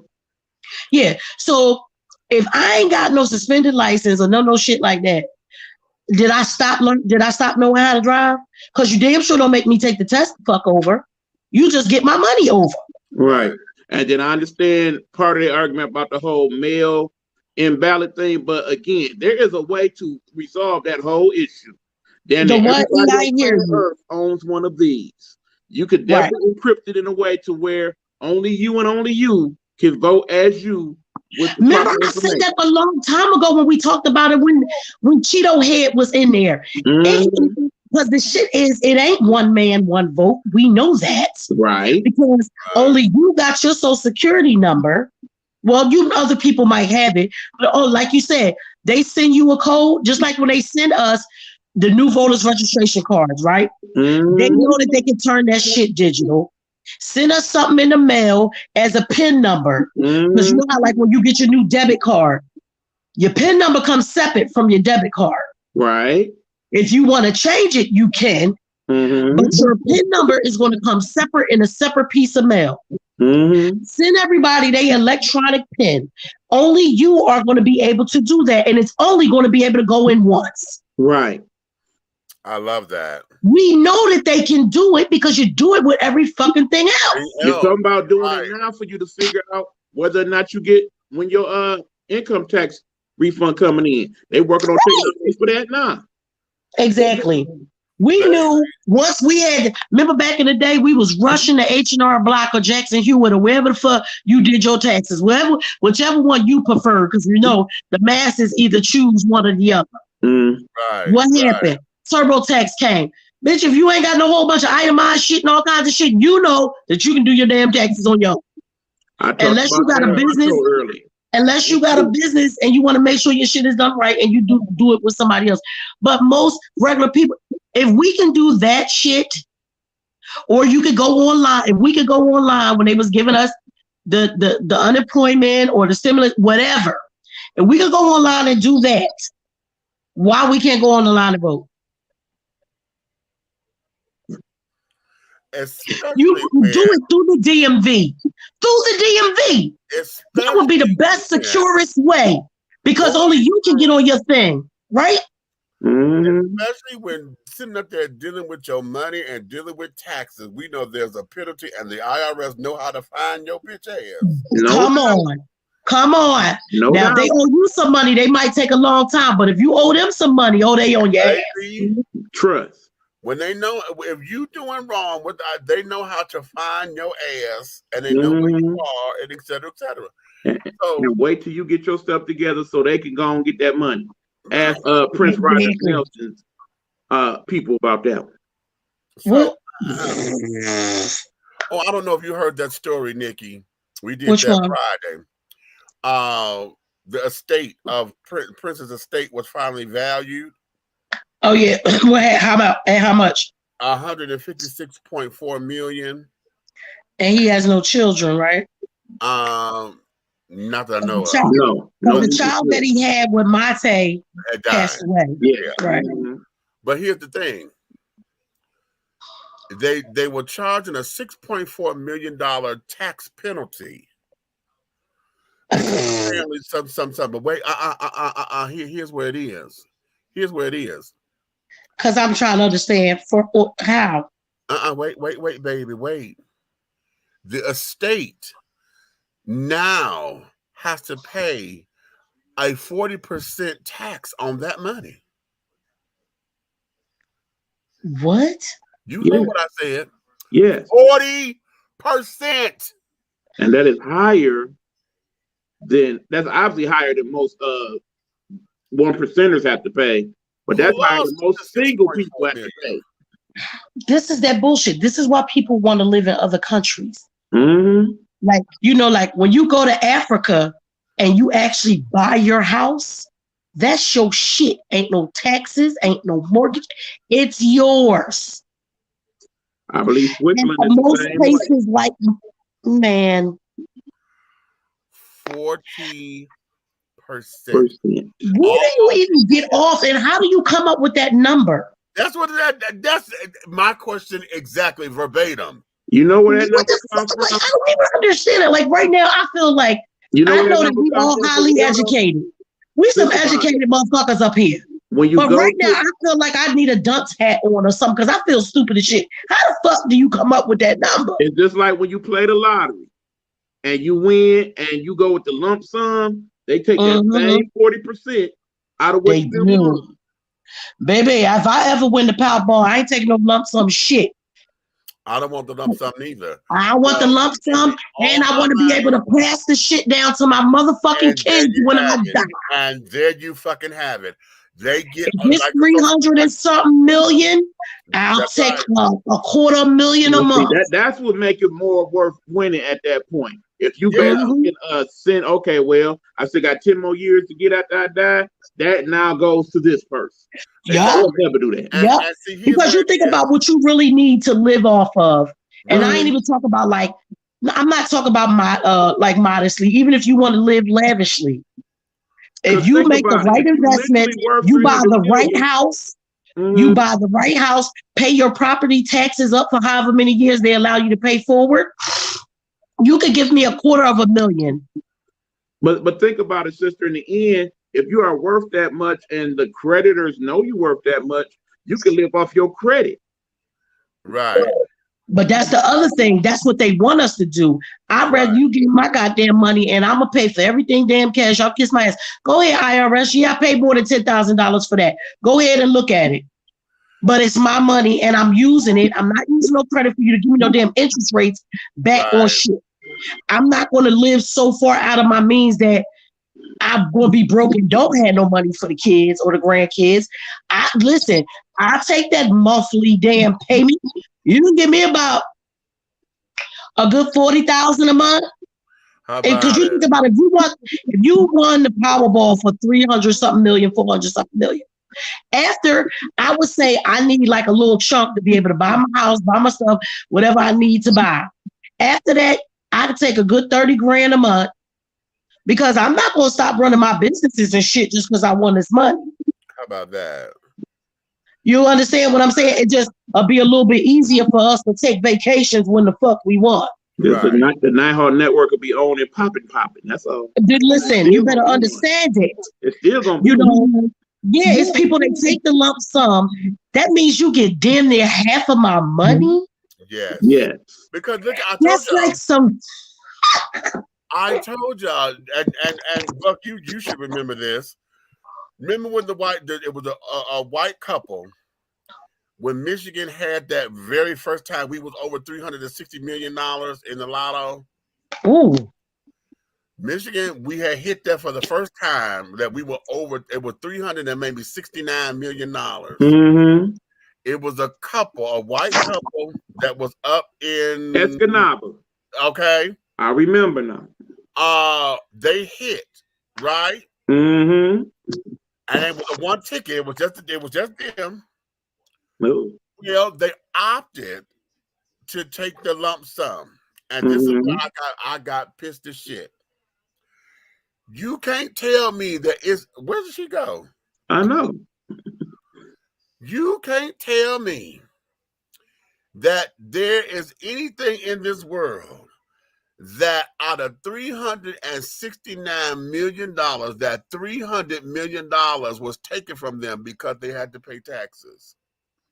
Now I understand that with the lump sum, that they opted for the lump sum. Mm-hmm. But they got out of, when it was all said and done, for them to take that lump sum, $300 million were taken from them, and they walked away with $60 million in winnings. Mm-hmm. And everybody was like, well, that's more than what they had. I said, no, bitch, you ain't catching the point that I'm making. No, not at all. How and why does anything that says a tax tell you that you done took more than half of this motherfucking shit back? Great. I understand it. Somebody's book. It's a racket. Wow. It's a racket. That is why the vast majority of people that win these mega jackpots are broke within 5 years.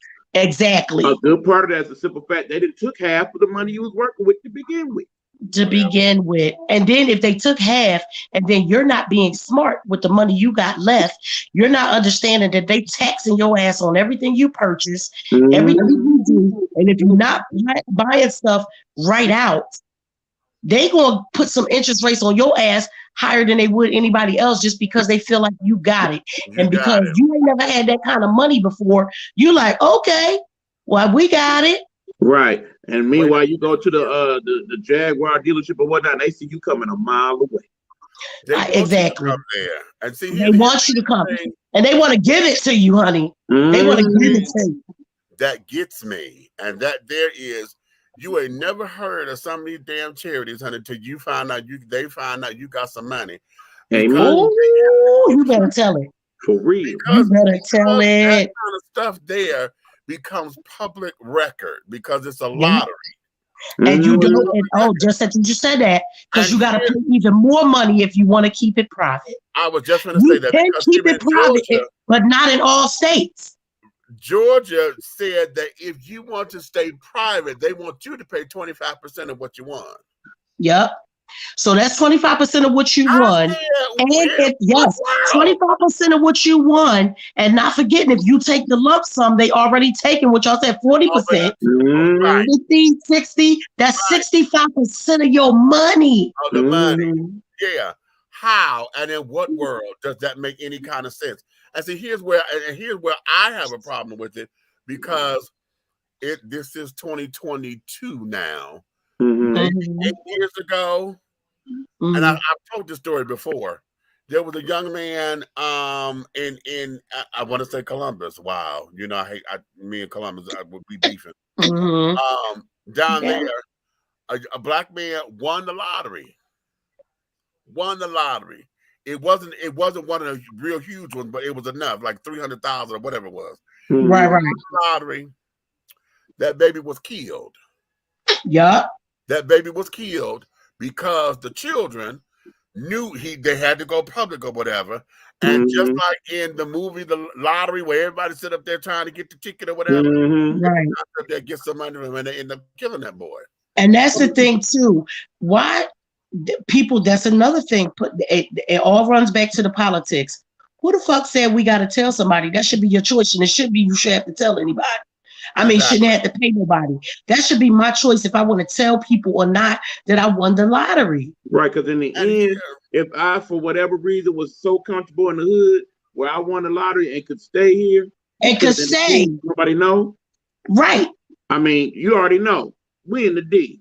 You know where I live at. There's no way I could go on TV say I won $300 million and be able to live in this house. And we could not do that nowhere.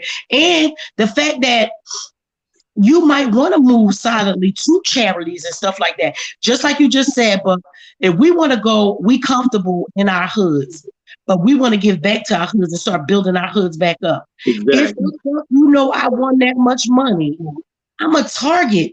I can't stand because y'all know I'm one of those people that say, no, we shouldn't have to move out of our hoods when we get it big. Maybe we should be the one to build it back up. Right. How about that? Instead of leaving it, let's build it up and tell the rest of the motherfuckers, fuck y'all, we don't need y'all. We're going to stay in our own hood. So that way we ain't got to worry about the Dan Gilberts and the Mike Illiges of the world.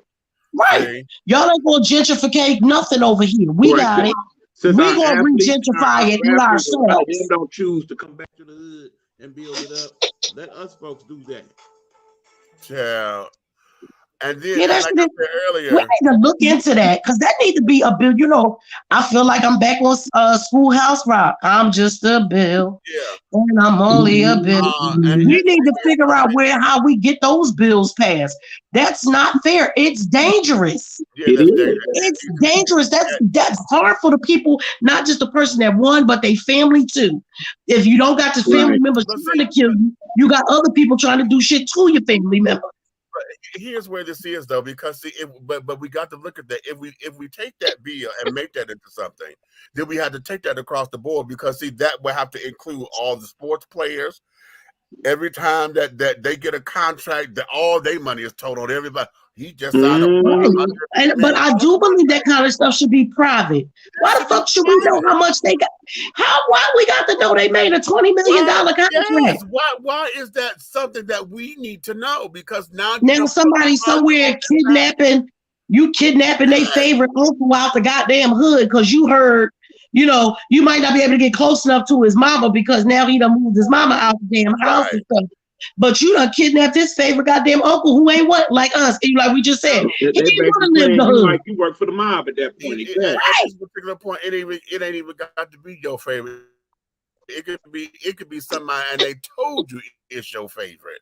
Right. Because they're trying to scheme and scam or whatever to get the quick money because they know that you'd rather a lot of people that got expendable cash. $100,000 to somebody who got 100 million ain't shit. So they would give you $100,000 just to set your ass up and get you on your way. You know what I'm saying? Because they know all you wanted was the money. But see, that's under this, and see, this is all under the assumption that the lottery is legit. I got my own theories on that. All I know is 4 times a year, people, and I need y'all to pay attention to this. 4 times a year, the lottery be big money. When we start to get our taxes back, so do know in March it's gonna be a big jackpot then. Right. Around the end of the year, so at the new year, around about Christmas time and all that, it's a big jackpot. Somewhere around the 4th of July, there's always a big jackpot. And anything major is going on in politics and whatnot, all of a sudden they start talking about that, and suddenly it's all about these jackpots. Right. Always a deflection because there's always a deflection for something. So that's crazy. You already know right around election time, there's going to be another big jackpot. Oh, child. But see, but again, you know what? I'm going to equate that to, and this may be a stretch, but I'm going to equate that to wartime because remember back when we were, well, this was before our time, but whenever there was a war, they was always trying to sell U.S. savings bonds. Oh, yeah. Buy the bonds and get the bonds and this, that, and the other. Because there was some paper bonds, honey. Yeah, and it was a way of investing money into the war so that, you know, and it was kind of like trying to keep the economy going because if you bought U.S. savings bonds and this, that, and the other, you could use that versus cash. Okay. And et cetera, et cetera. And then, you know, it was an investment and blah, blah, blah. And I think that the same way that the lottery is being done, just like how you said, Buck, I think it's kind of like an extension of that. Because right now, they bank on most folks sitting up there saying, give me the lump sum. Okay? Yeah. Because then they know they get to keep the rest. They get to keep the rest.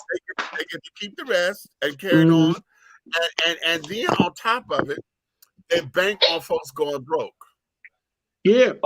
They bank on folks going broke because they're like, okay, this is too much money for anybody. Okay, you ain't gonna know what to do with this. Okay, bad investments. You know, you got the wrong people in your ear trying to sit down there and get you to invest in a goddamn ant farm. Right. And understand that there are a few of us that have we're gonna get some sea monkeys, Mitch. We're gonna grow these sea monkeys. Like so we done learn bits and pieces about money over time, but for those of us who are not quite as educated, who basically just went through high school, when it comes to the bigger numbers and all of that and the taxes, you have no idea. No clue. And they waiting on you. They waiting on you, knowing you have no idea. No fucking clue. So yeah, but we've got to do better with all of that, and we've got to take ourselves into places to where we want to do better. But again, here we go going into the self-love piece. Okay, how do we do that when we're not motivated to do it? Outside of sounding like cliches, because see, we'll give that cliche when we get heartbroken. When we get embarrassed and carrying on, you know, lost a job or whatever. So, you know, fuck that, honey. I was looking for a job when I found this one, honey. I'm a bounce back. Right. You said every year. I'm gonna worry about me. It's all about me now. But you don't know how to do that. This a brand new year, honey. It's a new year, new me, honey. Mm-hmm. You know I hate that. Y'all know I hate that. That's why I always say, come on with the rest of lies. Okay, we do this every time, but the problem becomes, how do we take that energy and shift it to where we're moving forward? And I have to tell it to myself a lot, because I know certain things to do and carrying on, other things I'm stagnant in, and this, that, and the other, and really got to get my footing together, because it's like, now, are you running from success? You want to be so successful, but at the same time, are you running from it? Because trying to take it's a self-sabotage. It's a self-sabotage, because it's like, oh, shit going good. You so worried about what's going to happen bad that you fucking up whatever might be right there about to be good. Right. Or not, maybe not what's happening bad. Maybe it is the whole idea of, oh my God, when I get it, do I know how to handle it? Right. You know what I'm saying? When this money come in, am I gonna do right by this money? Because I've been fucking up money for so long. You know what I'm saying? And I know that's one of my thoughts. That's why I'm throwing it out there. If this money come up in here, because I tell y'all this all the time, if God had given me the money that I know I want and should have had, okay, at this particular time, I'll be broke today, because I'm constantly giving my money away. Helping folks there. Girl, you already know the story. Listen. He got me ready to pull up on some nigga for real. Okay. So, we going through all of this and carrying on. I got money that's out. Okay. I got money that done. The child, listen, if I were to get all of my motherfucking money back, shit, I could produce my play. Right. How about that? Okay. On my own. That when that kind of thing can turn people, you don't want to let what you've done turn you into something different, because when you get motherfuckers that play with, try to take your kindness for a weakness, who don't know who the hell you really are, and then it turn you into somebody that you're not, because now it's just like a bad relationship. Yeah. Somebody hurt your feelings real bad, fuck you up real bad. What happened? The next 10 motherfuckers gonna catch up. Okay. Now we hope not to do that, because you know deep down inside that ain't you. But you done been hurt so bad you can't help it. So it's that thing where it's like, I did this for you when I could have been doing this for me, and then this what you do? And then you shit in my face and tell me it was outside. Come on. Okay. You say shit like, I just gave somebody all this money. Okay, you know what? Stop. Because, okay, wait. Because you know I be mad. Let me go solo, because bitch, I didn't do my big meats moment on that. See, you stop. Okay, go ahead, because you know. Go ahead, give it to him. This is my big meats moment. I'm glad. This is, I said what I said Sunday, but honey, I'm gonna have to pull this piece out specifically for I am Big Meech, and this is a Big Meech moment. Okay, in the I said what I said segment, honey, of Dishing Tea with Big Meech. Let me tell you something. One of the things that I cannot stand and do not like is for any and everybody to play with my motherfucking intelligence. Okay. Now, I need for anybody out here to explain to me something. Okay. When you know you owe a motherfucker some money, okay, why is it that you feel the need that it's okay to dodge them because you say you don't have it? Let me give you an example. I watched a video, a Facebook Live video on top of it, of someone who went the fuck off, right? Because they paid for services that were not rendered, okay? What struck me about this particular video is that this bitch said she paid for the services. However, at the time that she paid for services, she was telling me Either no. At the beginning of our conversation, she told me she didn't know she had to pay me back. Then it became, oh, you know, I don't have no money. But the payment arrangement that we had made was bitch. The payment arrangement that we made, okay, that she agreed upon, was so motherfucking simplistic, it's ridiculous. To where the money that she owed me on our payment arrangement, it was going to take her 8 months to pay me. Okay? I sat up there because there was a point in the time frame where I did not hear from anybody, because I'm only talking about this one particular person, because there's another motherfucker that owed me some money too. In fact, there's 4, but okay. But this one, I'm going through the most horrific time. Well, I don't know. You have to flip a coin, because I lost a parent and I lost a child, and I don't know which one is worse, okay? And I lost them 4 months apart. I'm in Detroit, and I'm telling folks, listen, I got to bury my mama, okay? I need y'all to run me this money, honey, because my money is running low.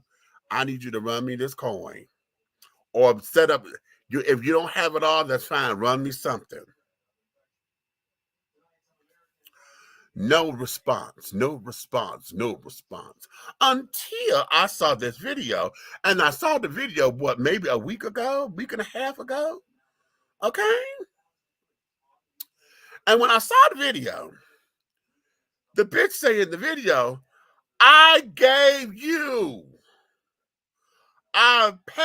you $700 on Thanksgiving. My mother died November 5th. I didn't hear nothing. But you paid the motherfucker that same $700 that you owe me, that you've been telling me you didn't have, you gave to another motherfucker. Okay, on Thanksgiving. Then wait. Jesus. In the video, your ass said, anytime you asked me for money, I gave it to you.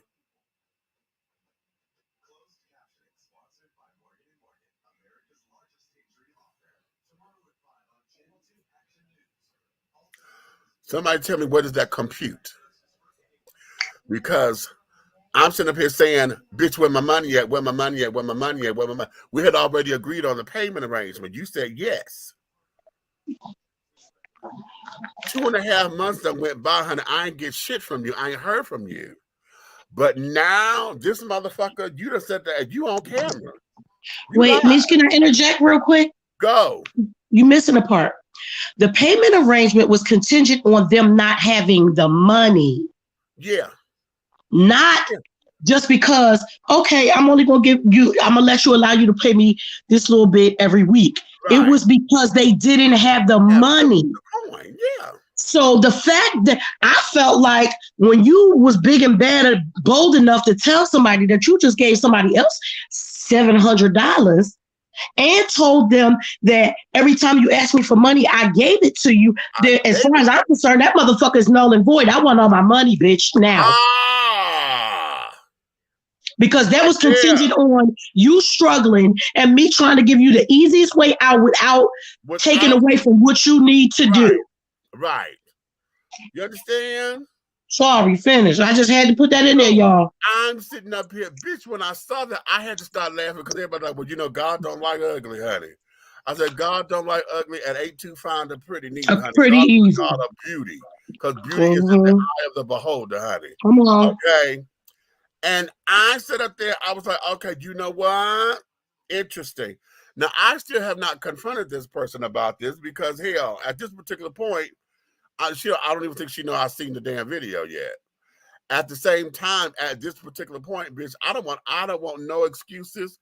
And I'm trying But she went live. So that's where I feel like people playing in the face. How you gonna play in my face? Bitch, you went live. You went live. Okay. It wasn't somebody come up and say, "Ooh, this what happened. I was there." No, bitch, you went live for the world to see. Live. okay, in front of the child's house to put him on blast for fucking up your money. Okay, now what if I had taken that same approach and drive my ass out here to Decatur? Okay. And it won't be greater. Okay. And put on that same approach that she just did. Okay. What if I take my ass up here to Villa Rica and do the same approach that this child just did? You better come on, out man. Here completely ignoring me. Okay. Out of somebody who completely ignores me. Okay. Now, one person, the one person, I'm not gonna worry about that. Okay. Because we good. Okay. We good. Another person, honey, I can't worry about that because that one is sick and shut in. Okay. But that one just stunned me. And I want him to know this. I don't give a fuck what his mouth say. I don't give a fuck what his motherfucking mouth say. Okay. Right now, the way how I feel right now, and ain't nobody gonna change that until I see something different, is that you stunned me because of whatever the case may be.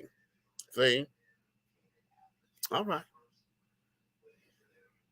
But at this particular point in the game, honey, I get tired of motherfuckers. And why do we as people do that? And I'm gonna put myself on front line because I know there have been moments where, you know, you don't take a phone call because I know I owe this child some money. But you know them real persistent bitches, honey. I just told you, bitch, I get paid Friday. You calling me Sunday, I got you Friday when I get paid. So you don't call me Sunday, you don't call me Monday, you don't call me Tuesday. Bitch, by the time Tuesday get here, bitch, I'm worn out with you asking me where your motherfucking money at. And I told you I'm going to pay you Friday. So don't run my motherfucking nerve, bitch. And you know that's what I had just went through.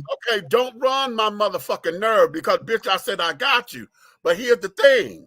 Because, see, when it's on the back side of that motherfucker, and I'm coming to you to get mine back because we supposed to have it like that. Now I got to remind your motherfucking ass that you owe me some coin. And then you go get in my face, bitch, you know when and bought a motherfucking pair of shoes because you going out to a club. I'm like, bitch, oh, bitch, I done spent $250 on these damn shoes, on this outfit. How'd you spend $250 on the outfit when you owe me $125? How did you do that, bitch? And then say that in my face.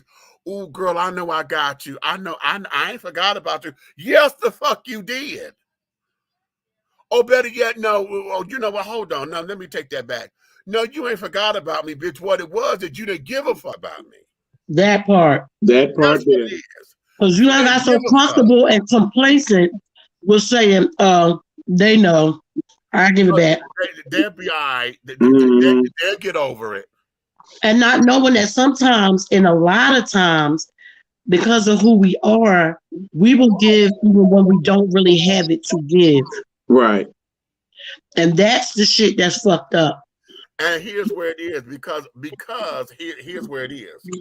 Oftentimes, the reason why we give when we really don't have it to give is because at those times, those children are always in a real critical bind. And we know when they do it. We know it's not the bullshit story because we know it. Okay? Right. They about to come and turn the lights off, the children up in there carrying on, folks right outside. We got to race down here before 5 o'clock. Mm-hmm. We know because the crisis, it really is a crisis. Right. So we will go through to make sure that you got and try to get you together. And then on top of it, here's the other thing. On top of it, then you want to act as if, bitch, you ain't supposed to give it back to me the way I gave it to you. Because we ain't talking about a payment, bitch. You now want to nickel and dime me and give me my shit back. Right, and I might need it all together the same way you needed it all together. I need for you to give it back to me. Right. Okay? It's not whenever you be like, let me borrow 20 here, and maybe you done borrow 20 here, there. And then you give it back 20 here, there. But if you ask me for $400-500, and I gave you $400-500, I need that $400-500 back the way I gave it to you. Now, unless you sit down there and tell me, like, you know how I get paid, bitch, I'm gonna give you $250 here. I'm gonna give you $250 here, and that's different. And that's different because we done discussed it, right? You know what I'm saying? And we done agreed to the terms. But bitch, if you sitting up here trying to nickel and dime me back, and then think I'm just supposed to kiss your ass about it. Well, the other one that went silent, did you get to talk to them? We ain't talked yet. Oh shit. We have not talked yet. Now I'm getting bits and pieces from the third party. Yeah, I know that part. This is what's going on in my world. But bitch, you ain't called But me. that ain't got nothing to do with it. Ain't got shit to do with me. Now, you ain't go through no third party to get that money.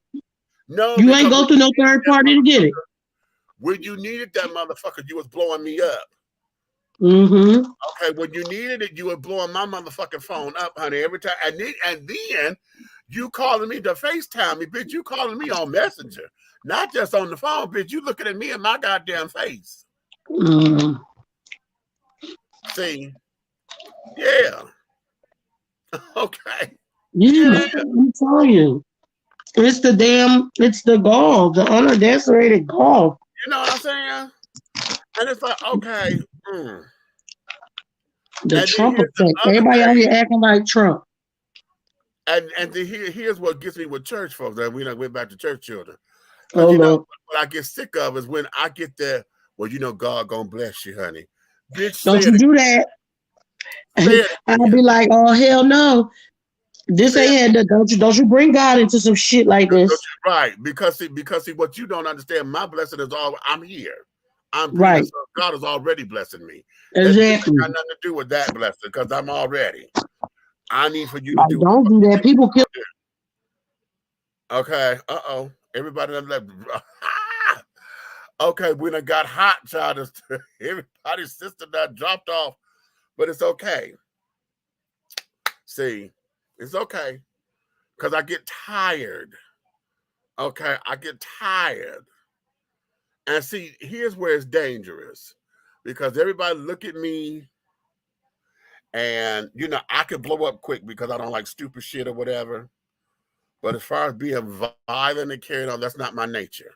I don't like being violent. I don't like that because it takes up too much energy, okay? At the same time... Let's be old now. I get out of breath faster.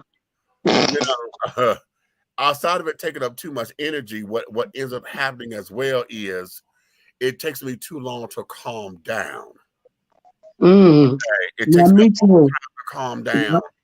And then I'm a Pisces on top of it. So, bitch, you can't give me nothing to think about.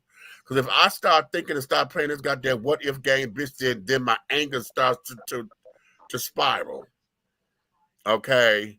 And then here come Hurricane Samantha, honey, because that bitch will make an appearance. I was getting ready to say, because what usually happens with me is the Aunt Nikki and Storm and stuff that everybody knows and loves steps aside. And that little North Philly Nikki steps in. Okay.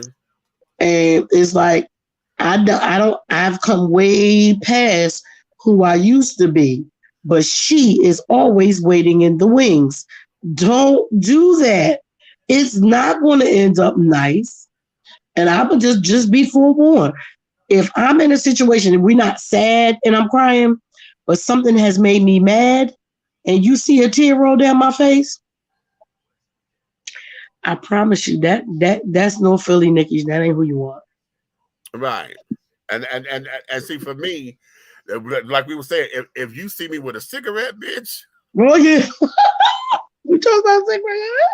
If y'all see me with a cigarette and I ain't got no cocktail in my hand and I'm not in no vibe, or I'm not in the production on stage.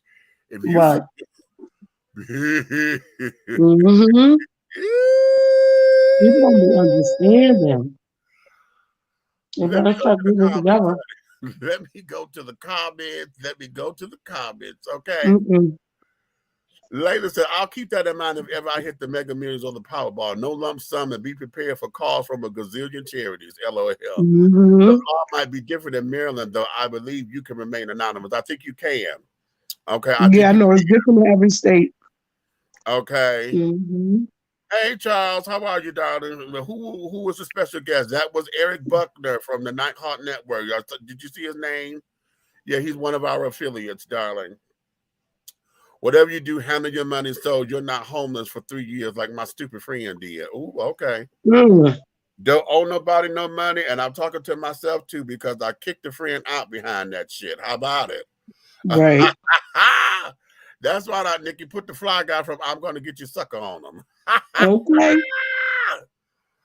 Okay, I got tired of the excuse. Can you trust me till Friday? I don't have that excuse of a person no more. However, I do miss his talking. Okay, right. That's him. He fucked up a good thing. Right. Yep, they gave it in pieces, and I want it all the way I gave it. Then they cuss you out. Woo! Oh yeah, the nerve of you to get mad because what? Oh shoot. To get mad at me because you didn't give me back my damn money, nor did you tell me or explain to me that you couldn't give it back all at once. And you mad? That part right there. Sorry, Moke, I called you by accident. I'm on the air. All right, love you too. That part there, you want to cuss me out because I got to come to you to tell you about my money. Mm-hmm. Okay, and then you got an attitude, right? And then want to actually cuss. It ain't like you raised your voice, but you want to cuss, right? You want to cuss, and then it's fuck you, bitch, and motherfucker. I mean, hard words, right? And then think that I'm supposed to just take it because I'm supposed to understand. And I'm like, bitch, okay, you got one more motherfucker to come out your goddamn lips. I want you to think it. Bitch, think it. Think it. Think it so I can knock you in your motherfucking shit. Please think it. I don't need you to say, I want you to act like you thinking about it. See, motherfucker, ain't that a bitch? Ain't that a bitch? I'm sorry, y'all. I was doing a thing, and I gotta call my cousin Kia and make sure this ain't. You good? Oh no, they did that. It was a white haired person in North Philly that had got a hit and run, and she died. Oh, and Lord. They did it right down the street from my house. Well, Kia would have said something. Okay. I just saw it come across the screen. I'm like, wait, whoa. Right, Geez. yeah. Hey, Big Meat Temptations came out with an album this Friday. Their single is going to be Yes or No. Ha! Okay. Okay. So, okay. Okay. I got to go check that out. Yeah, because this is their 60th anniversary. The Temptations just had a 60th anniversary. This is their album. Is that the song that I wonder if that's the song that Smokey Robinson is on? No, he's on the song that celebrates it's a celebratory song where it's a song that they wrote that talks about the career of them. And song. But I got to catch this, honey. And Otis is doing a lot more singing. He's leading a little bit, you know. He's the last original one, honey, but you know, Otis. Listen, every time I think of Otis now, I think of Meg Thee Stallion and her song, and they would say it was like one of those things from the Temptations movie where David Ruffin was like, "Ain't nobody come to see you, Otis." Right. And she say that line in the song, and now somebody talking about Otis. I cannot get this shit out my head. I'm sorry. Okay. I'm sorry. Otis. Right. Mm-hmm. So, be that as it may, darlings. So yeah. Oh, child. It is really something when you have to deal with folks and got to, you know. Right. But it's okay. You know, it's going to be okay because I can't let that get me down and carrying on and you know, following my own faith. Oh, it is. What? Yeah, that is the song. She said, yes, it is. Smokey and the Temptations is going to be yes or Oh, no. okay. Okay. Okay. Thanks, Emily.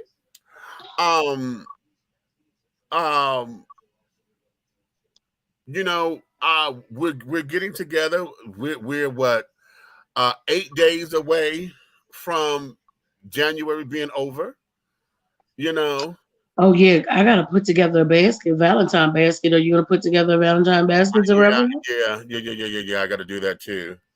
I mean, fresh off the presses, we have created the lip balm. Oh. Yes.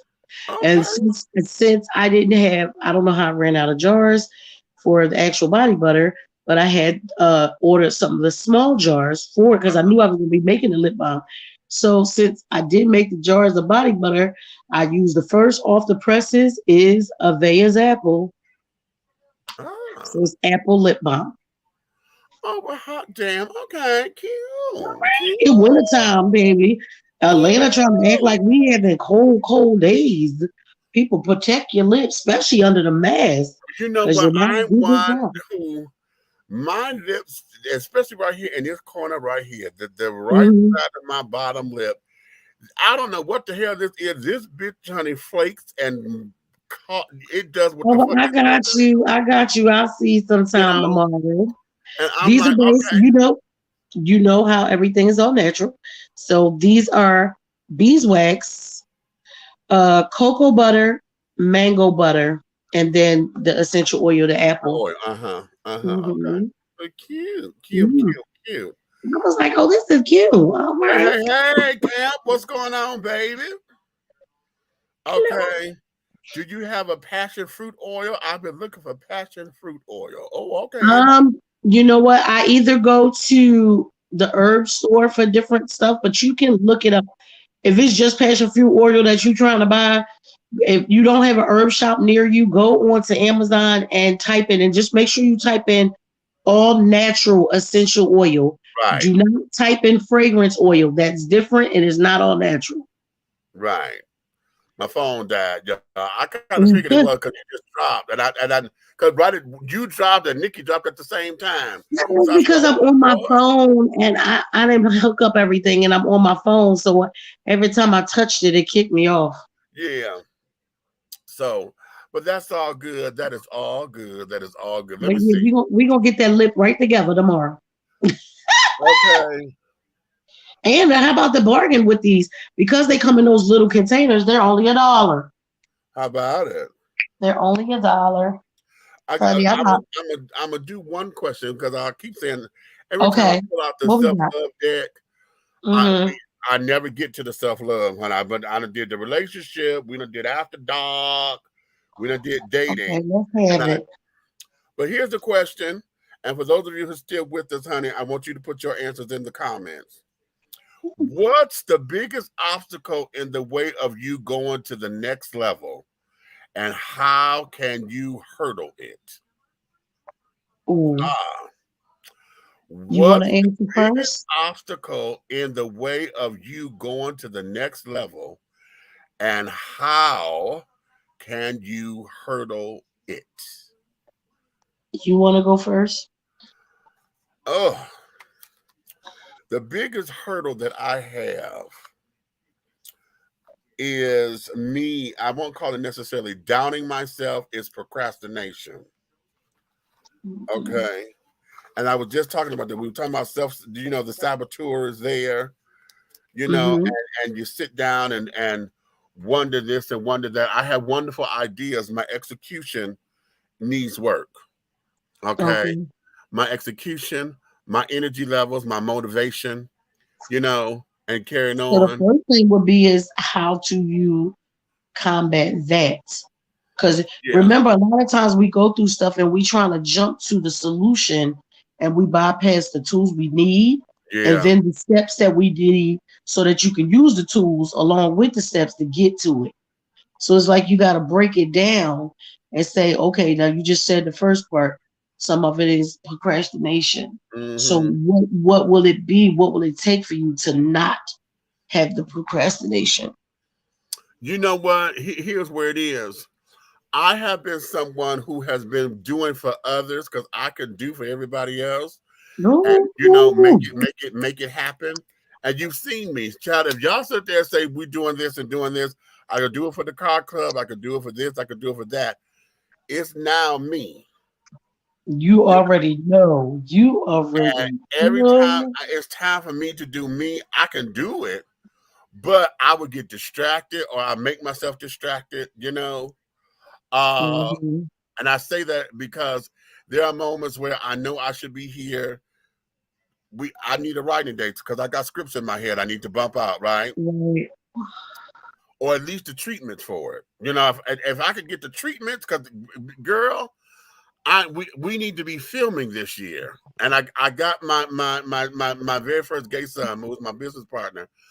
I got him in round. I'm like, listen, bitch, I need you down here.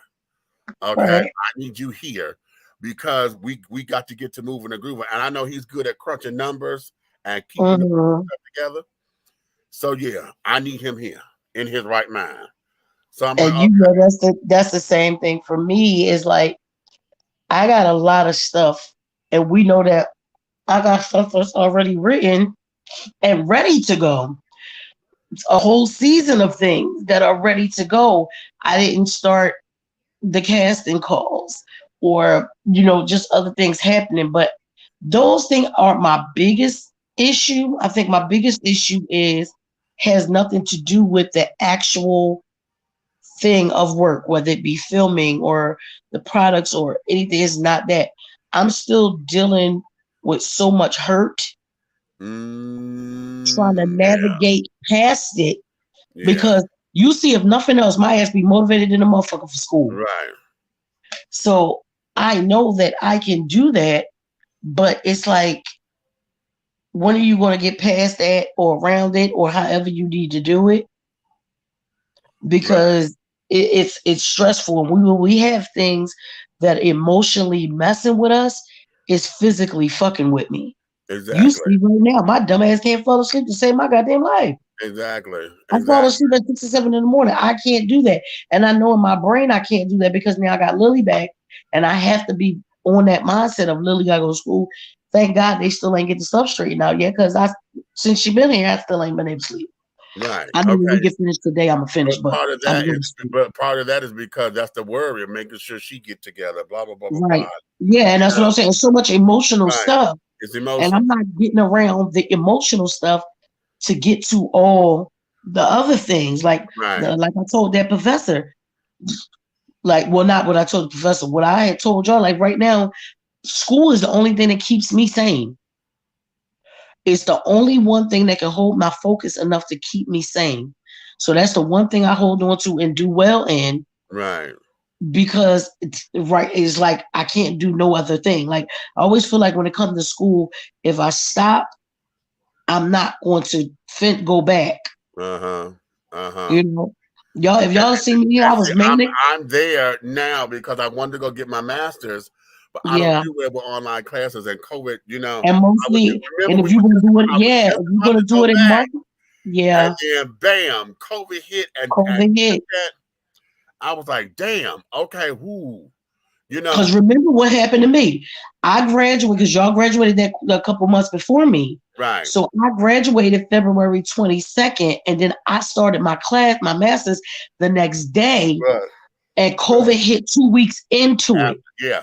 Now, technically, I could have been finished by now because full time for the master's program there is 2 classes.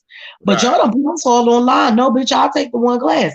And then a couple of them terms I took off for the stuff with Redman. So it's like now I know there's going to be a break because in between me being able to leave there and go to UGA, they're regular college semesters as opposed to the accelerated thing. Okay. So more than likely I won't start till like July, which is fine because I need to breathe. Exactly. And I'm looking to do that because again, we done got these damn loans and I'm not working. That's my other thing. Just to pay loans. Working to pay loans. But the other thing is that I'm not constantly working. I need to build a studio. I'm an audio major, right?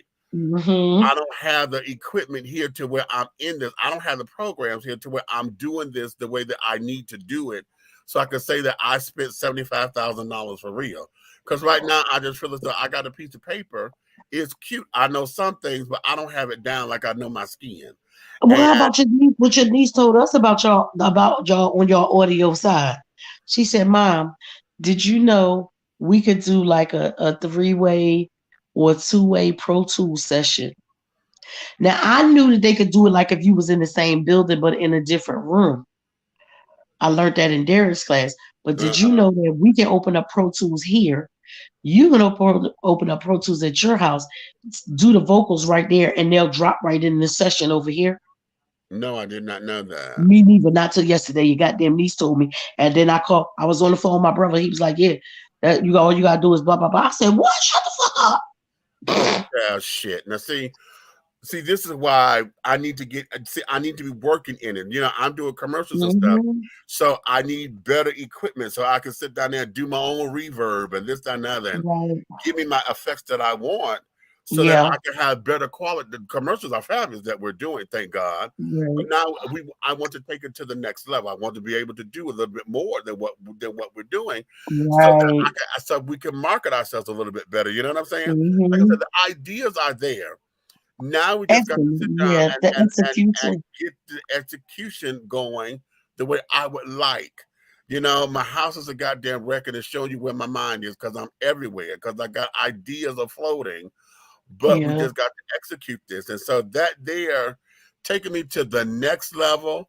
Then we have to iron some shit out because we're all eclectic. So we got so much that we're doing. You know? We got this. And then that little thing gets in the way sometimes too. That meeting, you know. Yes. Listen, I said that I was talking to my little brother about my father earlier. We faced him, and I was telling him, you know, he wants to see Redman and stuff, but he said, you know, that's my favorite nephew. I want to see him, but I don't want to see him like that. And I don't know what to do. I said, baby, when I tell you about a visit, I said, I feel like I'm on Zoom all the motherfucking time. Every time I turn around, I'm Zooming something. Redman has Zoom video visits. William has Zoom video visits. We got Zoom for class, Zoom for the car club, Zoom for when I'm doing regular business meetings. It's just, I said, sometimes I'm just Zoom the fuck. Okay.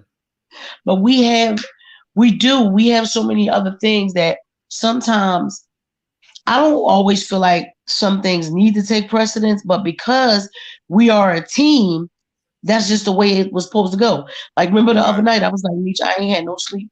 I'm not coming on the air because I want to go to sleep so I could get up so we could do the photo shoot. Right. When I got up, and then Cole was sick. When I saw her, I said, wait, what? Because I had got up real early because I had never went to sleep really. No, I went to sleep, but not a lot. And I got up real early because I was like, all right, let me start getting this house together for the photo shoot. And something said, look down. I looked at my phone and then I heard her up there. She was like, Mom, we rescheduled the photo shoot. And I'm like, ugh. Yeah. So it's like we're trying to make sure everything is straight so we could do certain things. Right. And then it's like, oh shit, but I didn't get to do that. Right. You know, but which is why, again, now we got to go about building teams, you know, because we got to have more than one person in position. Right. There's a number of things that have to be done, and we are going to get that done this year. It's just that now it's the focus, it's the commitment. I think that's what that's what Buck said. Okay, my focus and determining what I really need and don't need, you know. Right. Okay, and carrying on. You know, I'm still real big at wanting to get the interns from the school because I'm like, listen, they need projects for. But guess what? Most of them don't even come to the building to be able to. Cole is the only one in all of film and audio classes. Mm-hmm. There is not any student on the campus. I'm not exaggerating. Wow. There's no students on the campus. She's the only one who works in media ops now.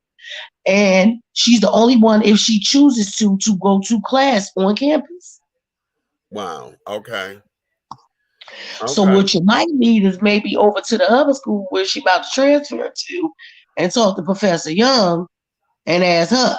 Well, here's the thing. If she finna transfer, that's gonna be the end. Because once she establishes a relationship with the students and who's gonna be in her teams, then we Yeah. were able to go over and say, hey, this is what this is. Right. Because we know what's needed. That's what we did with AIU. We were going up in there Right. listening, talking Right. to the department here. Okay, listen, this is what we're trying to do here. Okay, everybody need a project, and everybody got to work on something to build their portfolios. Right. So let's talk about how, in fact, that's what they taught us. Make sure you building teams of people. You build your team. Look, if y'all guys didn't know, that's how we all became as tight as we are.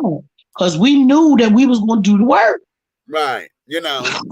So that there is something. So as far as getting it together and carrying on, I know some of it is my energy levels have not been, and I don't like leaning on this as an excuse. I've been trying to take these vitamins and carrying on, but I know once I get so far in, when I get tired, it's a wrap, and I don't like that.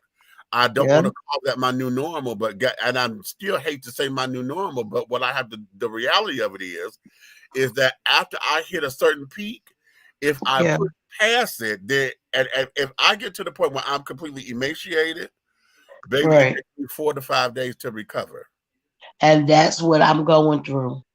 It takes me 4 or 5 days to recover. I'm having sickle cell shit happening, and I'm not. Yep. Because what it is your body will totally shut down on you and say, "Oh, bitch, you don't want to sit down? I got you." Right. And it's like, oh, like today, I was going to get up and leave to go over the Reds at about 1 o'clock. I was supposed to be calling you, but I just couldn't get it together. Girl. No, you did call me. Remember when you called me and said you was about to go? No, Yeah. I'm talking about later. I called you later after I had planned.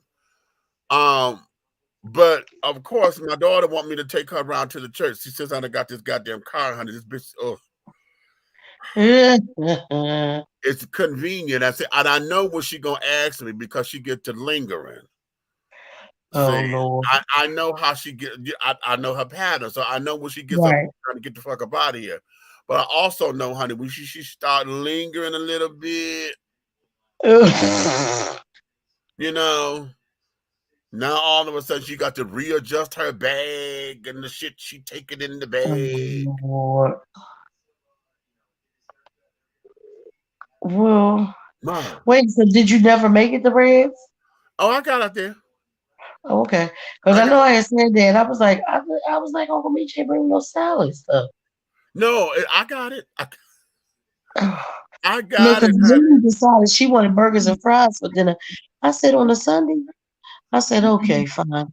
I made homemade burgers and fries, but in my mind, I was like, yeah, because Uncle Mitch gonna bring some salad, right? I'll be good. Salad, girl, I got here and came here. Had to get this. I didn't get in here till 8:30. Well, I figured that you was probably tired or whatever, but I was like, okay. But we got to recording. Oh, you have read? Yeah, we got to recording because remember the homework that we did. Did y'all do y'all homework? I ain't seen nobody give me their homework. Okay, I told everybody yesterday, honey, your homework assignment was to write where you see yourself in 5 years from now, and then write where you see yourself 10 years from now. Okay, I got you Friday. But remember the homework that we did a long time ago? It was to write a letter to yourself. Oh yeah. And we recorded that today. I did the spoken word part on it. Oh, okay. Yeah. Cool. So people sitting around there talking. He said, well, whenever you're ready here, I could just sit down there and record you. We could do that. I said, well, shit, I'm here. Let's do it. Mm-hmm. Well, that was good because there was something that got done. Right. You know what I'm saying? That's something that got done. So that's a good thing. We got in that creative space. And, while we were talking to everything, of course, now, my mind is going, and I'm thinking about a new song. He was playing music. Then I got to think about the script and things. So being in the creative space is always beautiful for me because we're able to bump it out. I just wish that at one point, and I don't want to be the one to carry around a tape recorder all the time to talk in the tape recorder.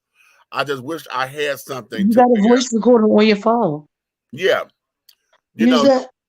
To where I could sit down and do this, and this. Because what I'm going to have to do, I'm going to have to be able to transcribe so that I can say it's done, Like right now, I still have not did my quarters for the year. I spoke it to what I want to have done. Yeah. By the end of March, I need my cleaning crew here because we finna go to get this house together. Yeah. For real. That's got to be done.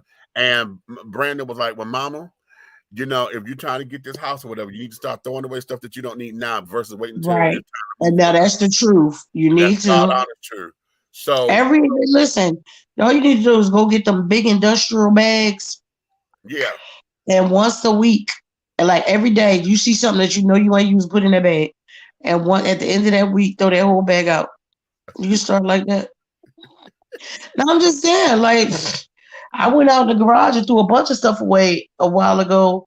Because it's like, if it's not sentimental and it's not seasonal and you ain't used it in over a year again, you don't need it. Right, right. You know, for it. I know this damn linen closet, honey. When the shit at the bottom, I said, bitch, this is where this is. I've been looking for this, but look, go ahead, look back in there. See if my pen in there.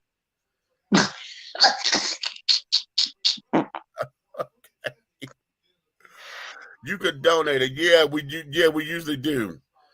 Okay, we usually do. Wait a minute, Emily, what you say? I'm thinking about recording the Bible in Ebonics and putting it on audiobook because I can't understand it.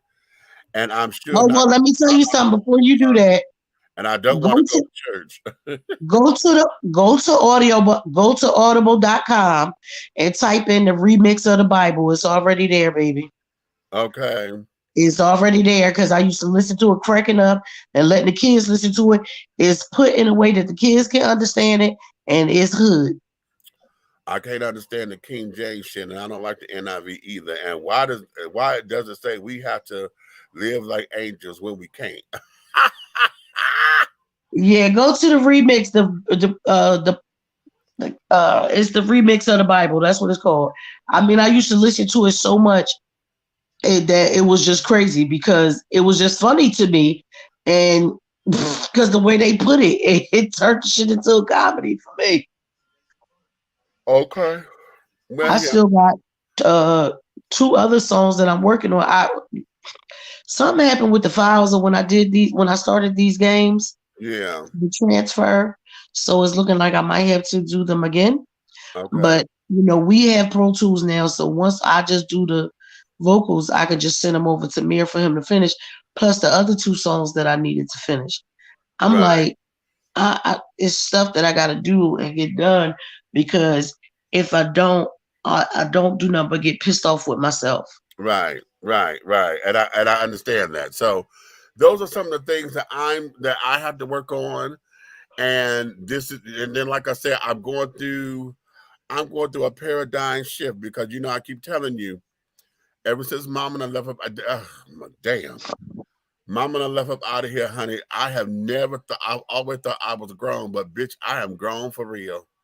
You know what I mean? I am grown for real. So it's like everything about me is shifting. It's bullshit. I'm really my tolerance for bullshit, honey.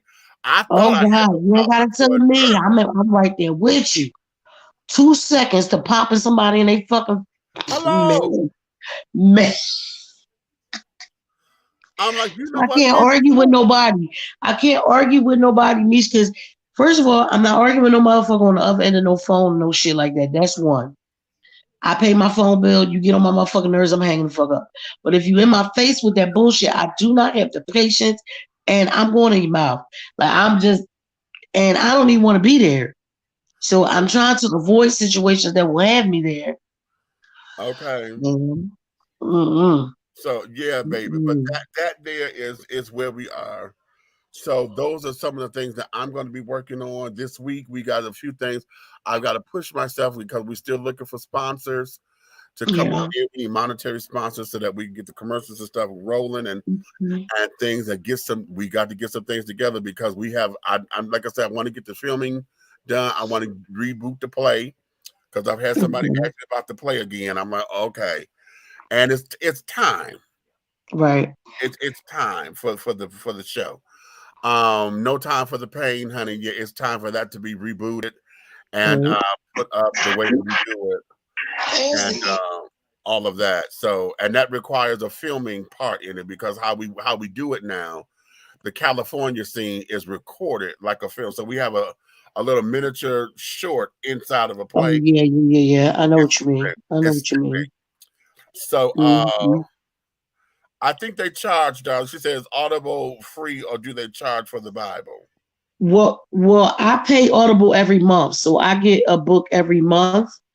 I think I pay like $14.99 a month.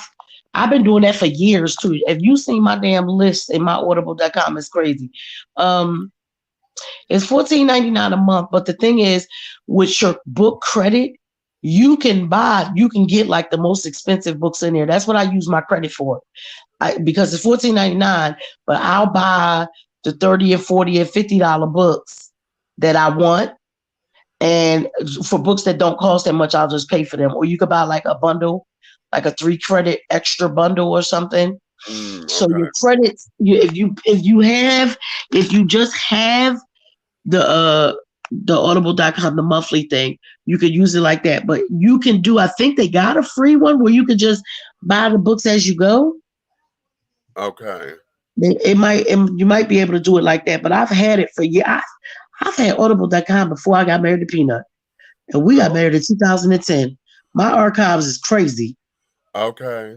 Because that's around the time when I start getting so busy. I love to read, you guys, but I started getting so busy that I wasn't able to read. But then I was like, well, damn, I can't read. I need to at least be able to hear my stories. Right. Okay. I probably have credits on there right now that I ain't even redeemed. Okay. Yeah. So yeah, you could go check it out. I'm not really sure about the free version, but there are a lot of Audible book companies that have like free downloads. I don't know if they have their actual remix to the Bible, but that one is fun. It's fun because the kids can hear it. Everybody can hear it. It had you cracking up. Okay. Well, on that note, my darlings, let's get ready to let these children go.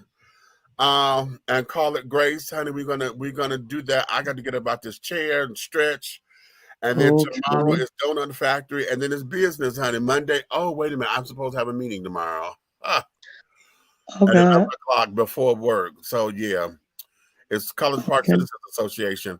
We'll talk in a minute because I need to put your email there. And carrying on, so we give folks. We got to generate this membership. However, when you get on the outskirts, we're gonna slide you in some kind of way. But nonetheless, that there was that. So my darlings, what we're gonna do is let you guys go home. So honey, you may finish. Oh, wait, should I give you? I'm sorry, I don't mean to cut you off. Did you get the I sent you the commercial Lily did. It's up on TikTok, but it wasn't a TikTok commercial. Yeah. Did you see it? I saw it. We filmed it, and I did the stuff in Premiere, and then I just put it up there. Okay, yeah, I saw that. Okay. So, and then her and Cole did another one tonight. So we're gonna do an official one soon. Okay. Yep.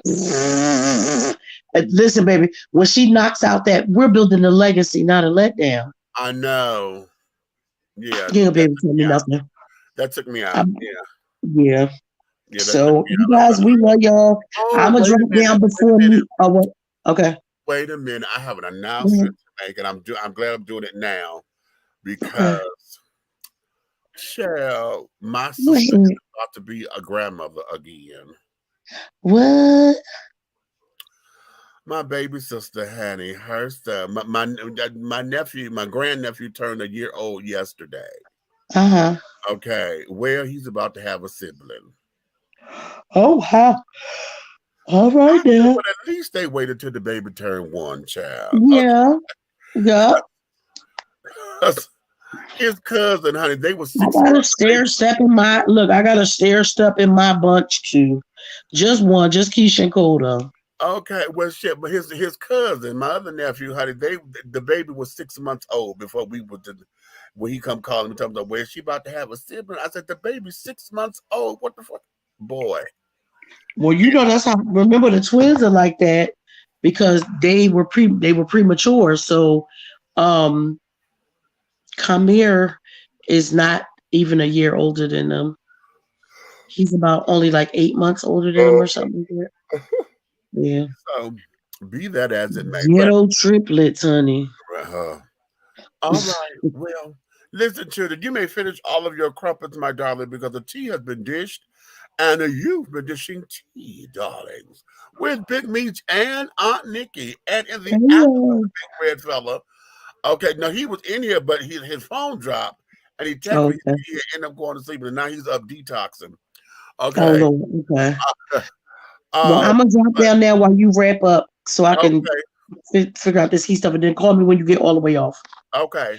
Love y'all. So, good night. Good night, darling. So, you may finish all of your crumpets, darling, because, honey, listen. If you love us, honey, tell all of your friends to come and like, subscribe, and share and get in on the fun. But if you hate us, honey, you can tell all of your motherfucking enemies, child. Okay? To like, subscribe, and to share. Okay?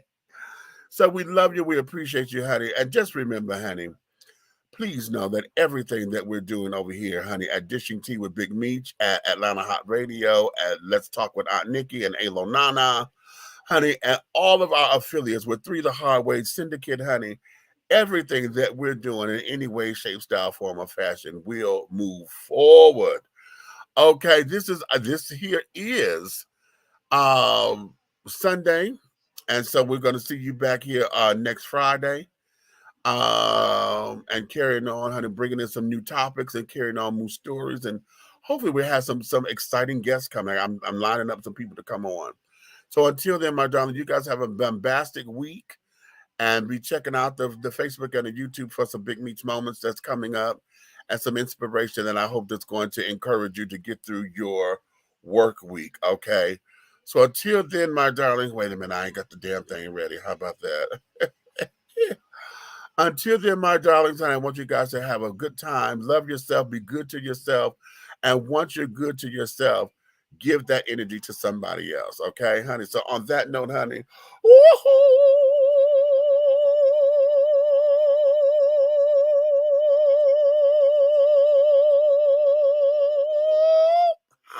and scene.